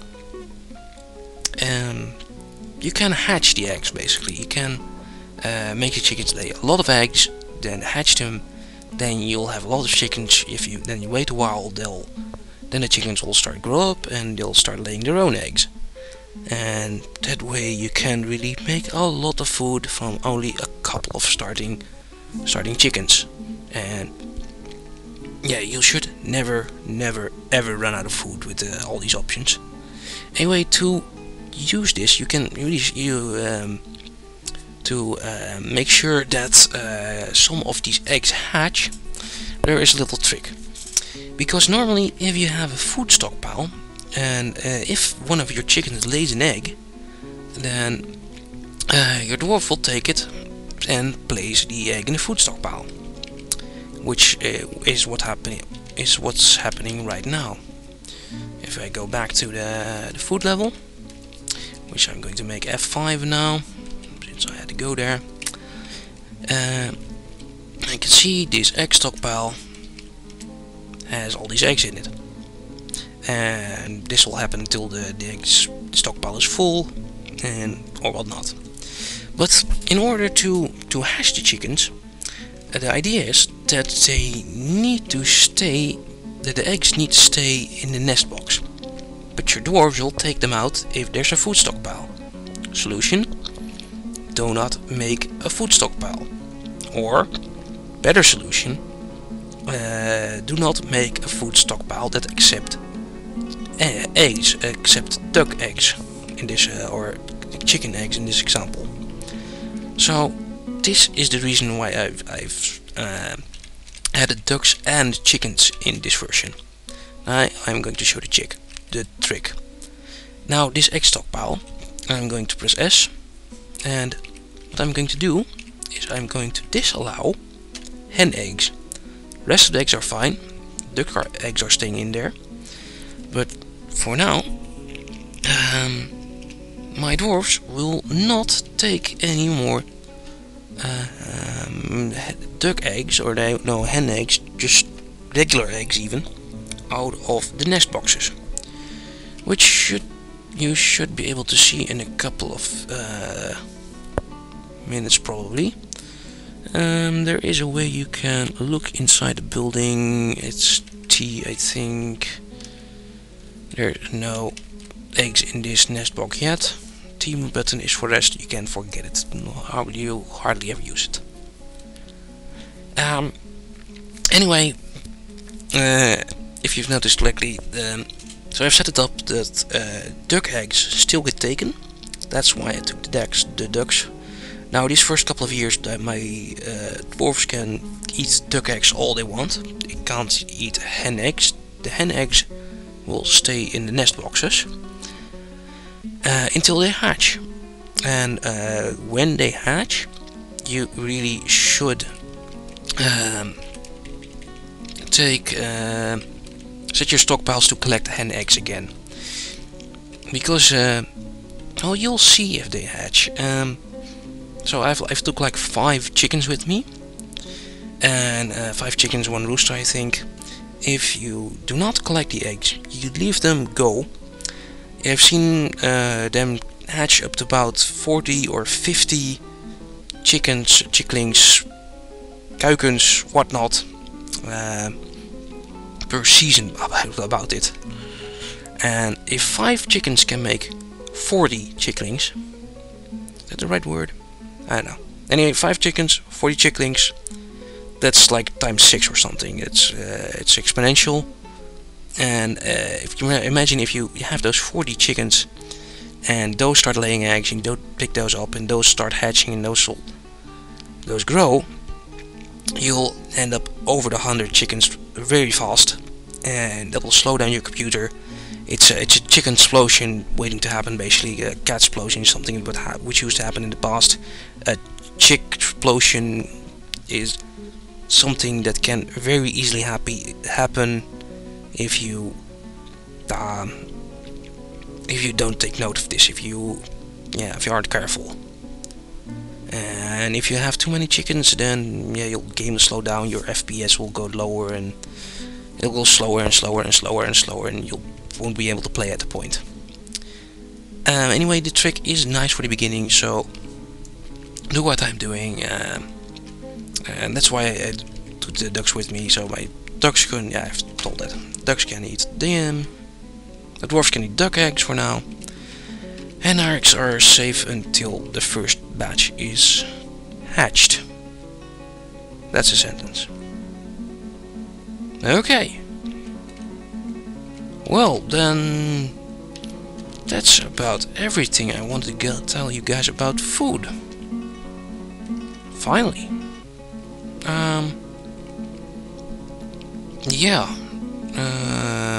Let's see. There you have 3 to 4 types of food. You start off with 3 types, and then you'll probably get a fisherman at some point, which will come in and catch some fish for you, and that's like a nice 4th type of food. So, using all this information, you should be safe from hunger deaths. Your dwarf should not starve even. These are some powerful tricks. And I should move on to the next topic. So, I'm getting close to the 2 hours of video, I think. God damn. Well, I have explained most of the stuff which is important. I was going to add stuff like how to craft and how to set your military to kill stuff in this video too. I guess I can skip the crafting part, but I really should tell you how to use your military, to how to at least tell them to attack something like those vultures, which I managed to find earlier in the video. I'll explain that, and let's end the video then. Okay, so food is set, basics are set. Now the military. I'm not going to go into advanced military scheduling and stuff like that. I'm just going to tell you how to get them to kill something which is annoying. So to start with that, we first start with a new button, the N button for the noble menu. Normally you won't see anything at the militia commander spot, but since there were the vultures earlier, I added some guy. I added this guy, which is the woodcutter, which I started with, since he also has a bit of teaching. He's already in the place, so I can't add him again. But for you new players, you go to the list, press R, or just press enter on the place. Then you select the woodcutter, whatever his name might be, and that will make a great militia commander. Also, while you're here, you might want to set a broker, and your expedition leader, the miner, the first miner, should be a great job for that. I prepared the embark profile for that. Wow, I finally learned a word about like 2 hours of video. Okay, so that's it. Nobles menu. You should explore this. You should set options for everyone, but either you figure that out on your own, or you watch some of my old videos. Okay, so the noble is set. The militia commander has been set. Now I can go to the military menu and create a squad. To keep it easy on yourself, select metal armor. That's a great tip for everyone. Select metal armor, because otherwise you'll have a problem. Also, you don't be scared if you're creating leather armor and you've chosen metal armor. Your dwarves will take what equipment they can find. If they can't find any metal armor, they'll look for leather armor and will put it on. So, to make it easy, always choose metal armor. Done. Okay. Now we need to add some squads to this dwarf. Some dwarfs to this squad. Christ.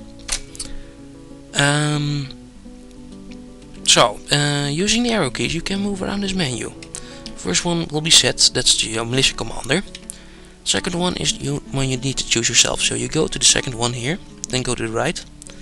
And now you can scroll to all these dwarfs, and if they have some skills, it will show here. Unfortunately, none of the dwarves which walked into my fortress have any skill in this. So I'm just going to take some of the useless ones, like a milk dwarf is useless, a potash maker is useless, a lime maker is useless, a leather worker is something I actually can use, engraver is useful, metal crafter too, fish cleaner, my fisherman at the moment. Okay, now so 4 men for my army at the moment, and well, in time you'll learn which dwarfs are useless and which are useful. Anyway, lime makers, potash makers, milkers, shearers, spinners, a lot of farming types are pretty useless. Anyway, so I've added those 4 dwarfs to my military. That's all you need to do in the military menu for now. There's advanced stuff you can do here, advanced stuff you can set, but it's a bitch, and I won't explain it again. I've explained those in the Dwarf Fortress 2011 videos, so 2010 videos. So if you want to know more, check out those for more military information. So now, military menu is done already. Now we can go to our squad with the S button. There's the squad menu. There's the 4 button, which says that there are 4 dwarves in the squad. Now we can use the squad to attack anything we want, basically. To do that, first we press A to select the squad you want. If there's multiple squads, you have to press like A, B, C, D, or capital A, capital B to select 2 squads at once. For now you have 1 squad, so just press A, so it turns blue. When it's blue, you get some options here. And for now I'm going to choose the attack option with K. Now you get more options. Easiest one I found is to press L to select from a list. Now I get a list of all the items, all the enemies on the map. Now there's only warthogs and one-handed camels. There might be other ones here later, there might be cave creatures later, there might be anything later. Yeah, for now I'm going to use my army and let's kill a camel. Or there's probably a bit much for just starting dwarf. They'll probably manage, but anyway, I'm going to kill a camel. This list is the same. You can also choose multiple items at the same time. Although in the latest version I've had some problems with that. It wouldn't kill them all, it just killed one and the dwarf would stop. But that might be a bug in the version I'm running at the moment. Anyway, so killing just one camel for now. Oh, sorry. Press C. Yeah, C, D, E, you can choose. With capitals you can choose multiples at once. For now, this C, I'm going to press enter. Now I have this command. Oh, now your dwarfs will go. Funny thing is, the squads menu, which you can see over here, is the only menu which you can run unpaused. So if you press S normally, the game won't even pause. Which is very weird, because of the other menus in the game, you will auto pause as soon as you do anything. That's squads menu. You can keep on while you're playing. Also, it has become autumn apparently, so the game needs to save. This is the seasonal autosave at work. Also, if I press Z in this menu, then it'll focus on my dwarf. Yeah, so here's the guy. He is moving towards that camel. Keep pressing Z to keep him on the screen. So let's see where he's going. I think a friend of his is close too. They're going to find the camel soon. Maybe. He's still going. Keep pressing Z. That thing on the left is the camel, I guess. Let's check. Pausing the game. Going out the squad menu. It's a KV boar. What the hell is a KV boar? It's a small rodent with no tail. Okay. Sort of, yeah, rodent. I didn't tell you to kill the rodent, I told you to kill the camel, but... Oh well, where did he go? Back to the squad menu, Z again. Just trying to kill that little thingy. Come on, guy. This happens a lot in the beginning. Your dwarves aren't trained much at all, and they'll run after the enemies and not much at them. There's a camel corpse. Nothing much happening over here. Well, that's a shame. Oh, there's something happening. I think this guy... Yeah, he's attacking the camel. This finally is the camel target. There he goes. Trying to follow them by hand.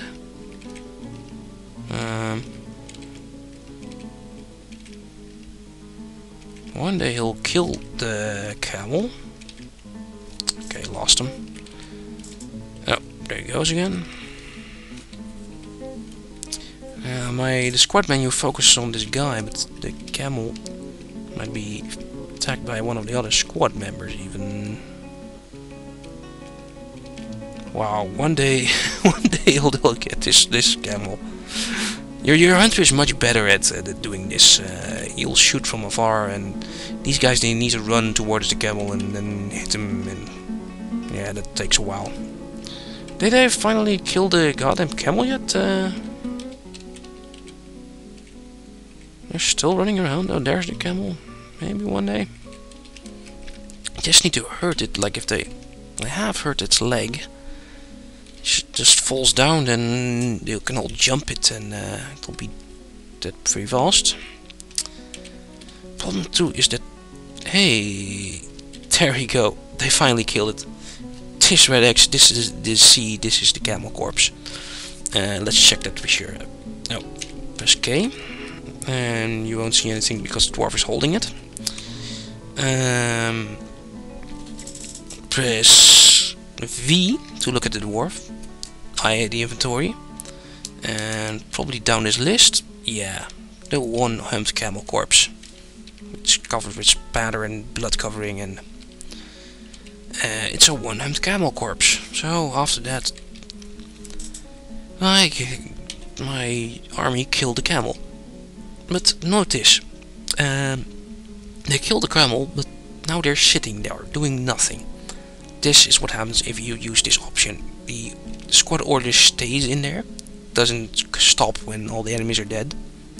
So you need to quit it yourself. You stop the order yourself. You go to the squad menu again, press A, press O to cancel the order, and your dwarves will go doing their normal routine.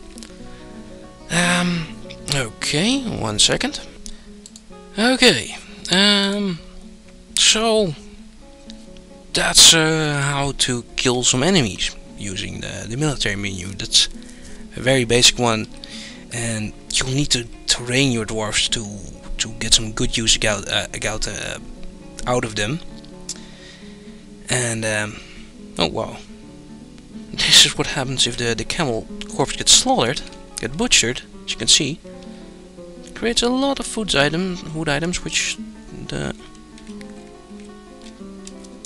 dwarves will probably took to this stockpile. Yeah, there's warthog stuff, plump helmets, turtle. It's probably the fisher guy getting turtles. Let's check on the fisher guy. He'll probably get a fishing guy walking in your fortress. It's probably the first or second wave. They come a lot and they're easy. You must make sure you have a fishy guy, and using the PL menu you want to make sure he does fishing. You want to make him do all the options basically. That's the easiest. And to do that, normally you'll probably enter something looking something like this, and if you press enter on the fishing, then turn everything on, you can enter and he will start fishing. Also you can use shift enter to turn on the whole category at once. This guy, he's fishing in this pond, and there's probably some turtles in there or something, and that's very nice. He's finding turtles. Turtles are a very integral component to Dwarf Fortress. And you'll notice later if you get dwarves with moods. Some of my farm is working rather fine over here. I have a resemblance of a military of some sort. I have food coming in, and yeah, this video has been long enough. So my plan was to show you crafting and some other stuff too, but you're going to have to figure that out yourself. I'll give you some tips. So what do you want to focus on after you've watched this video, you've played this game, you've done everything in this video yourself? First of all, you want to look into crafting, making items, making rock crafts, then getting gems, cutting gems, engraving the gems into the rock crafts. Sounds difficult, but basically you need another craft dwarf and a jeweler, and give them some commands. And if you want more info, check the old videos. So that's something you first want, a crafter. Once you have that set up, you probably want to look into leatherworking, since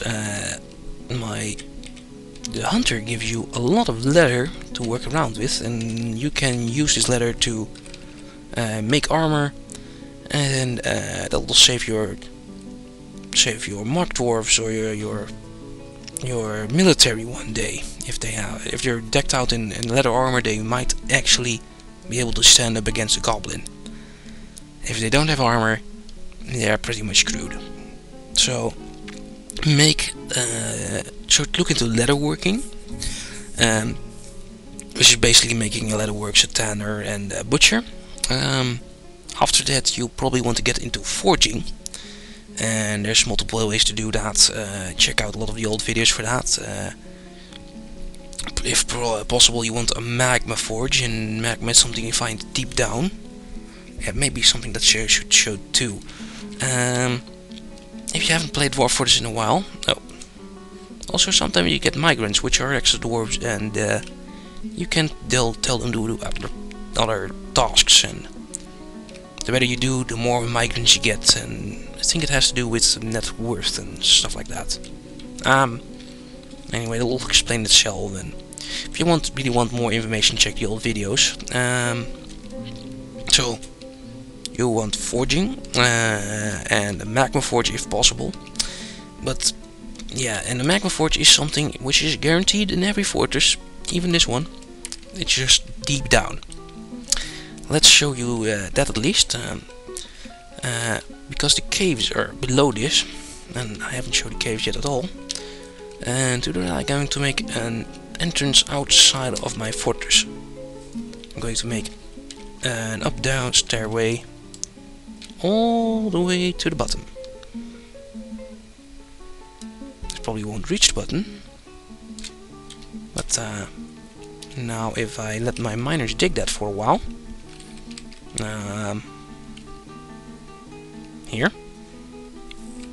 you'll soon see that there are caves beneath your level. Caves are in every level, they are guaranteed. They're like usually a couple levels cave, and beneath it are the magma seas, like the core of the planet. There's magma and hotness and molten stone and lots of nasty enemies. So you want to be careful with that, but magma is something you can use to forge with, and that'll save you a lot of metal and charcoal and forests and whatnot. At least see some of the old videos for more information of the old series. Anyway, the caves. No idea. Haven't pushed the caves yet on this map, so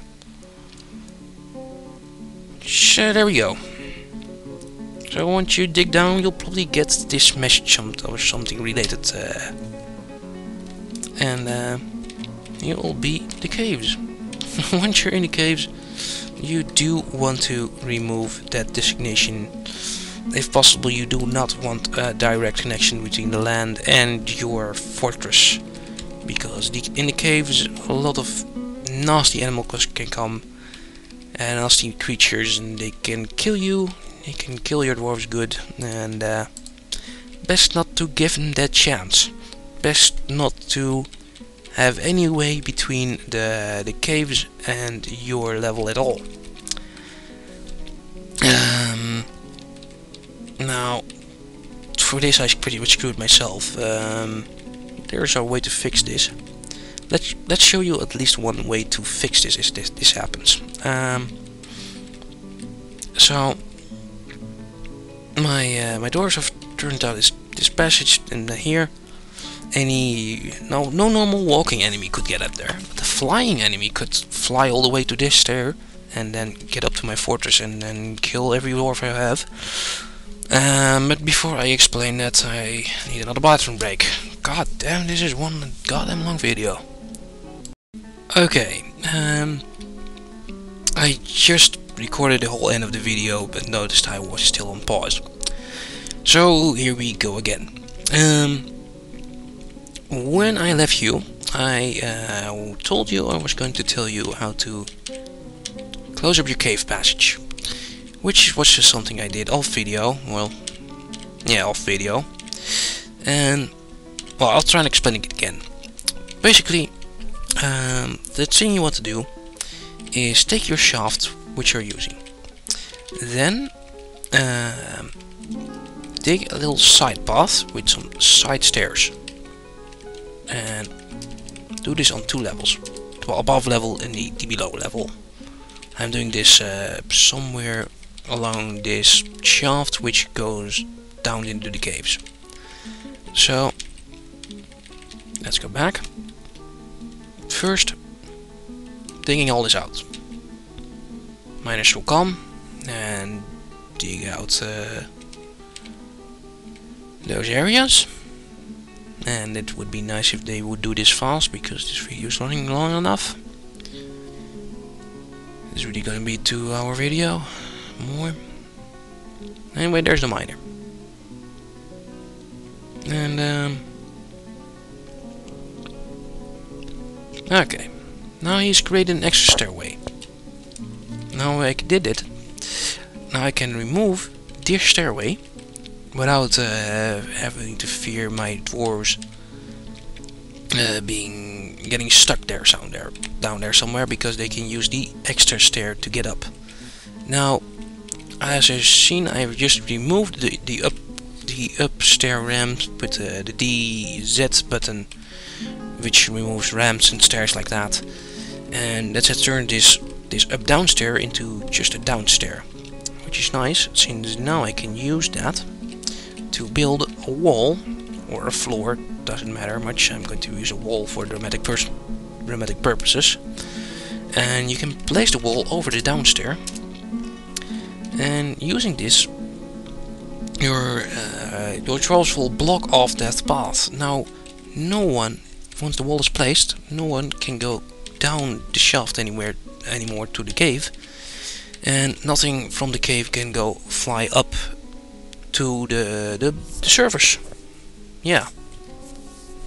So when winter's done, winter save, the seasonal save is done. Waiting for time, having a drink.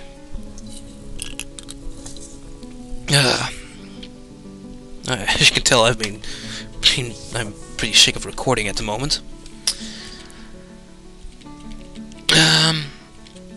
So yeah, the wall is built, and down here there is no way for my dwarves to get down there, or for anything down there to get up to my fortress.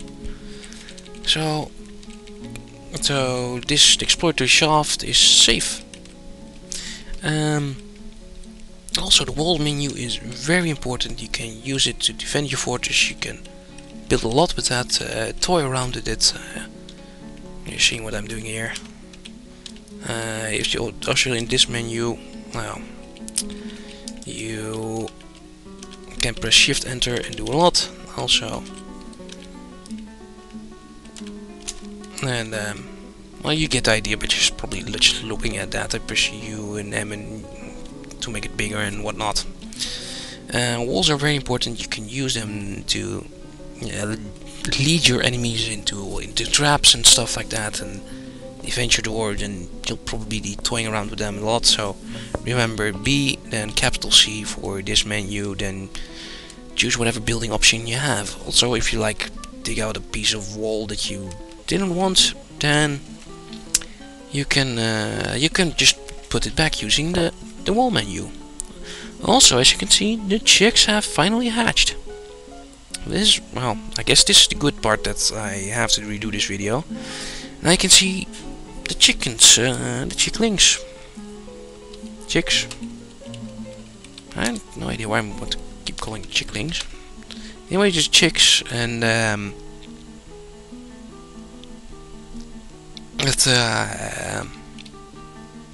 they're very small, very cute, very tasty, and they don't lay eggs yet. Also, I had a trader come by in 3 depot, but I really don't have the time to tell you that in this video. If you want more information, you'll have to watch all the videos. As you can see, I had my first part of the chick explosion. Also, these chickens, they can move around as much as they want, since they haven't been put to the pen yet. So what I'm going to do now is put them to the pen, so they won't just go all the way into my fortress and back and whatnot. So go to this area, and using this I can show how much of the chickens have spawned. Let's do a count. So I had like 5 hens. Yeah, let's do a count to be sure. 4 hens and 1 rooster. Okay, 4 hens. Those created 1, 2, 3, 4, 5, 6, 7, 9. Trying to count silently, but it's a problem. Okay. 1, 2, 3, 4, 5, 6, 7, 8, 9, 10, 11, 12, 13, 14, 15, 16, 17, 18, 19, 20, 21, 22, 23, 24, 25, 26, 27. 27 stray chicks from 1 season. So from 4 chickens to 25 in one quick go. So as I said earlier, you don't want any more chickens. So now I'm going to go to my egg stockpile and turn on the hen eggs. Also, since I chose the hen eggs, you can see the difference now. There's in the pasture, even, yeah, there's a gazillion chicks, but there aren't any young ducks, because the ducks have been duck eggs have been taken to my food stockpile all the time. So yeah, as I said, remember to take off the egg stockpile, otherwise you're in chick explosion territory. You're in a world of FPS territory. Your processor will not be happy with you, and your FPS won't be either. I'm at 64 at the moment. If you, probably will go down a lot if you have a lot. And that was a sentence too. Okay, so let's make an end to this video. I've taught you everything you really need to know to play Dwarf Fortress. You know how to look around, you know how to go up down levels, you know how to build workshops, you know how to use those workshops to build some other things, and you know how to make some bolts. Don't forget that. You need to do this periodically, so your hunter can keep farming, keep hunting even. Wow. You can you know how to make a farm by draining some water over it. You know how to set up a pasture zone, which will create a lot of eggs, and you know how the chicken tricks works, so you'll be able to get a ton of chickens just like I have. You know how to set your military to attack someone, and how to add people to the squad, and you know how to build walls. Now there's lots more to learn, and well, let's give you some tips for the end of the video. So, what if you've watched this video like 5 times and you've learned everything I've told you in this video, and you're starting to play the game yourself, and what do you do next? Well, first you want to look into crafting. The trader is moving, which is a problem, but you want to make a crafting level with craft dwarfs making rock crafts, and after that's done, you want to make a jeweler. You want to cut gems. You want to engrave the gems into goods, and sell those goods to the traders at one point.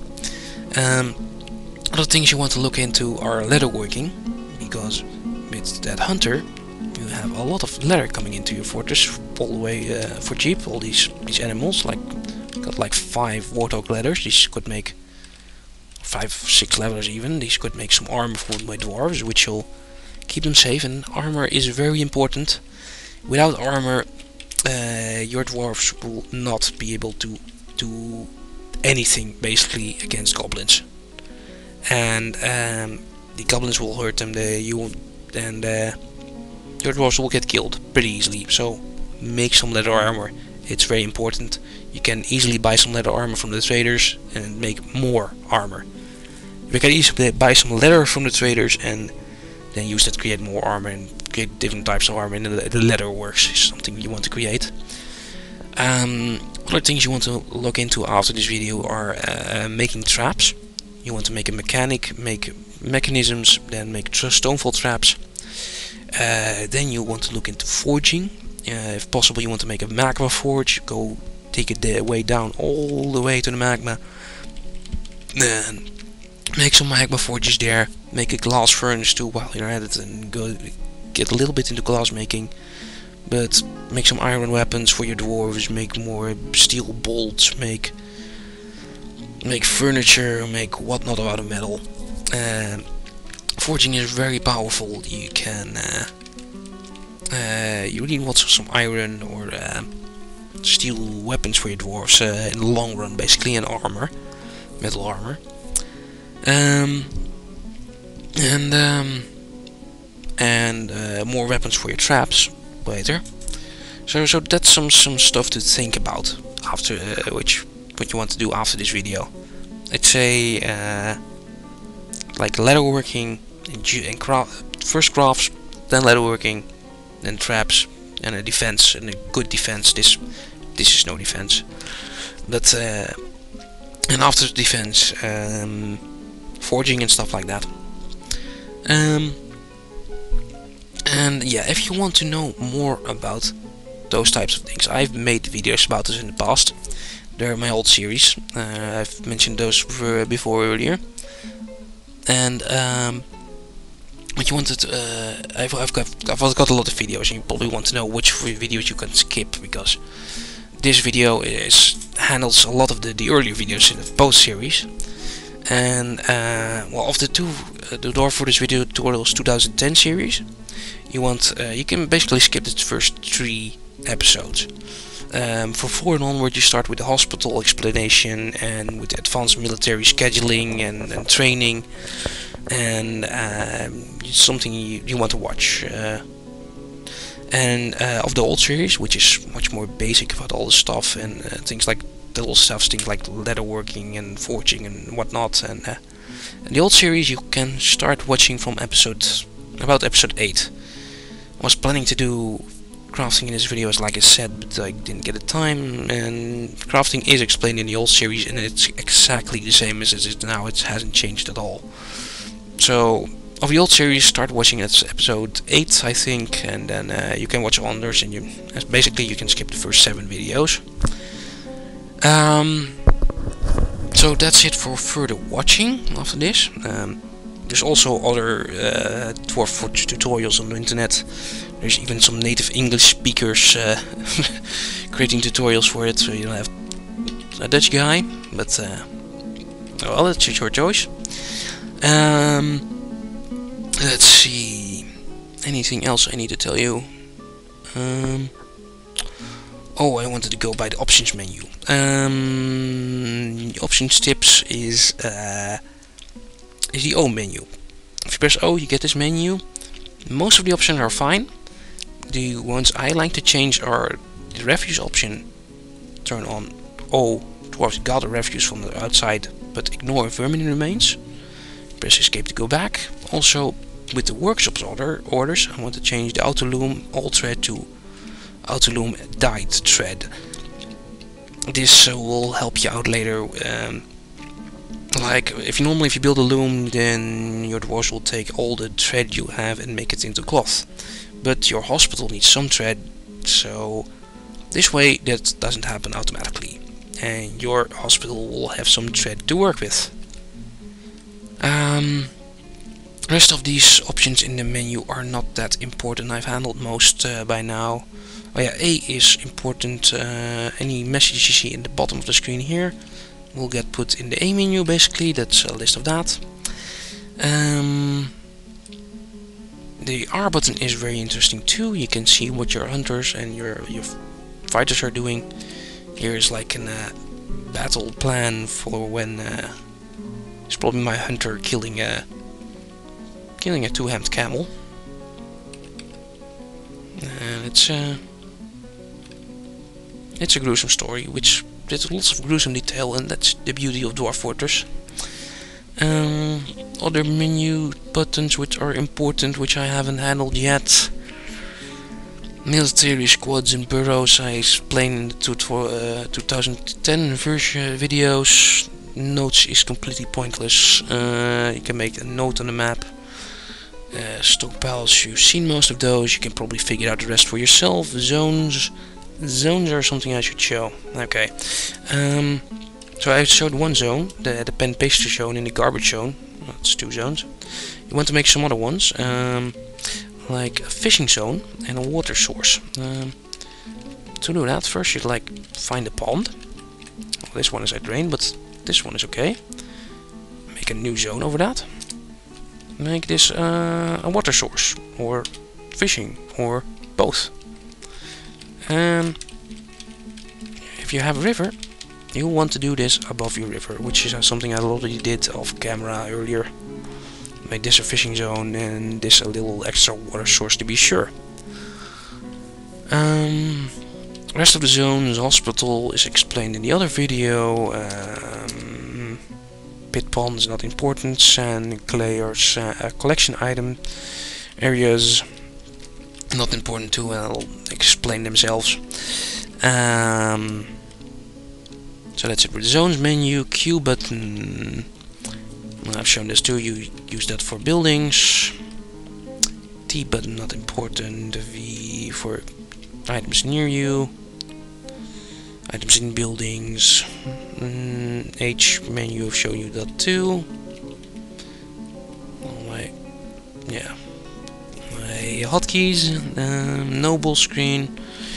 Figure it out yourself or watch some more of the old videos. Status menu. Oh, there's one trick I should learn you. In the status menu, you can go to the animals, and I've already did this. If there's any, if you for some reason you run out of food, and you still have some animals, slaughter them. You can go to this menu, you can just select some of these chicks, and with B you can set them to slaughter, and your butcher will take them and slaughter them, and that will give you more food. Also a mule has gone stark raving mad. No idea. Not important too. So that's for the Z menu indeed. Animals. The Z menu is a lot of information. Lots of information. Just in this menu, make sure you have drink, which I don't have right now. That's a bad example. And other plants. Also kitchen menu, you can change some options here. Another smart move is to disallow plump helmets from cooking. That way you can't run out. Stone menu, not that important. Stocks menu, another type of, yeah, you can show what you have in your fortress. I have prepared meals, so I'm fine, but I don't have any drinks. Remember that you have to make drinks for your dwarves. Your dwarves need alcohol. They prefer alcohol over any kind of water. And to make alcohol you need a plant of some type and a barrel or a rock pot. I've been talking about barrels too. Normal barrels you make, that's a carpenter by the way, AV for barrels. But in DFVIDTUTS 2011 make rock pots. Rock pots at the craft dwarfs. Anything else I need to explain? No, not really. No, that's about it. Okay, so I think I've explained everything I really wanted to explain now. The video's been quite a thing. Losing my train of thoughts a couple of times. It's pretty horrible, but I hope you guys can manage, and I hope you learn something from this video. As I said, the goal is to get you started playing Dwarf Fortress. If you know all of this, like I said probably before, I don't know anymore. Once you've seen this video, you'll be able to start playing the game. So, if this is your first time and you watched the whole first video, go download the latest new pack, go play it, see how you manage. If you done all the tricks I did, especially the egg trick, then you should be set for food, and you can have a nice time until the goblins come ruin your day. With that, I think I'd finally like to end the video. Oh, hooray, finally. No, I really can't think of anything anymore. I have to explain anything, even further reading, further watching material. Maybe I should note too that other people have also made videos. Have I said that in this video? I don't know it anymore. Things are really getting together. So that's it. I'm ending the video. I hope you learned something from this, and I hope this gets you started playing Dwarf Fortress and not having the dwarves starve the first winter. With that, I bid you farewell. Goodbye, guys.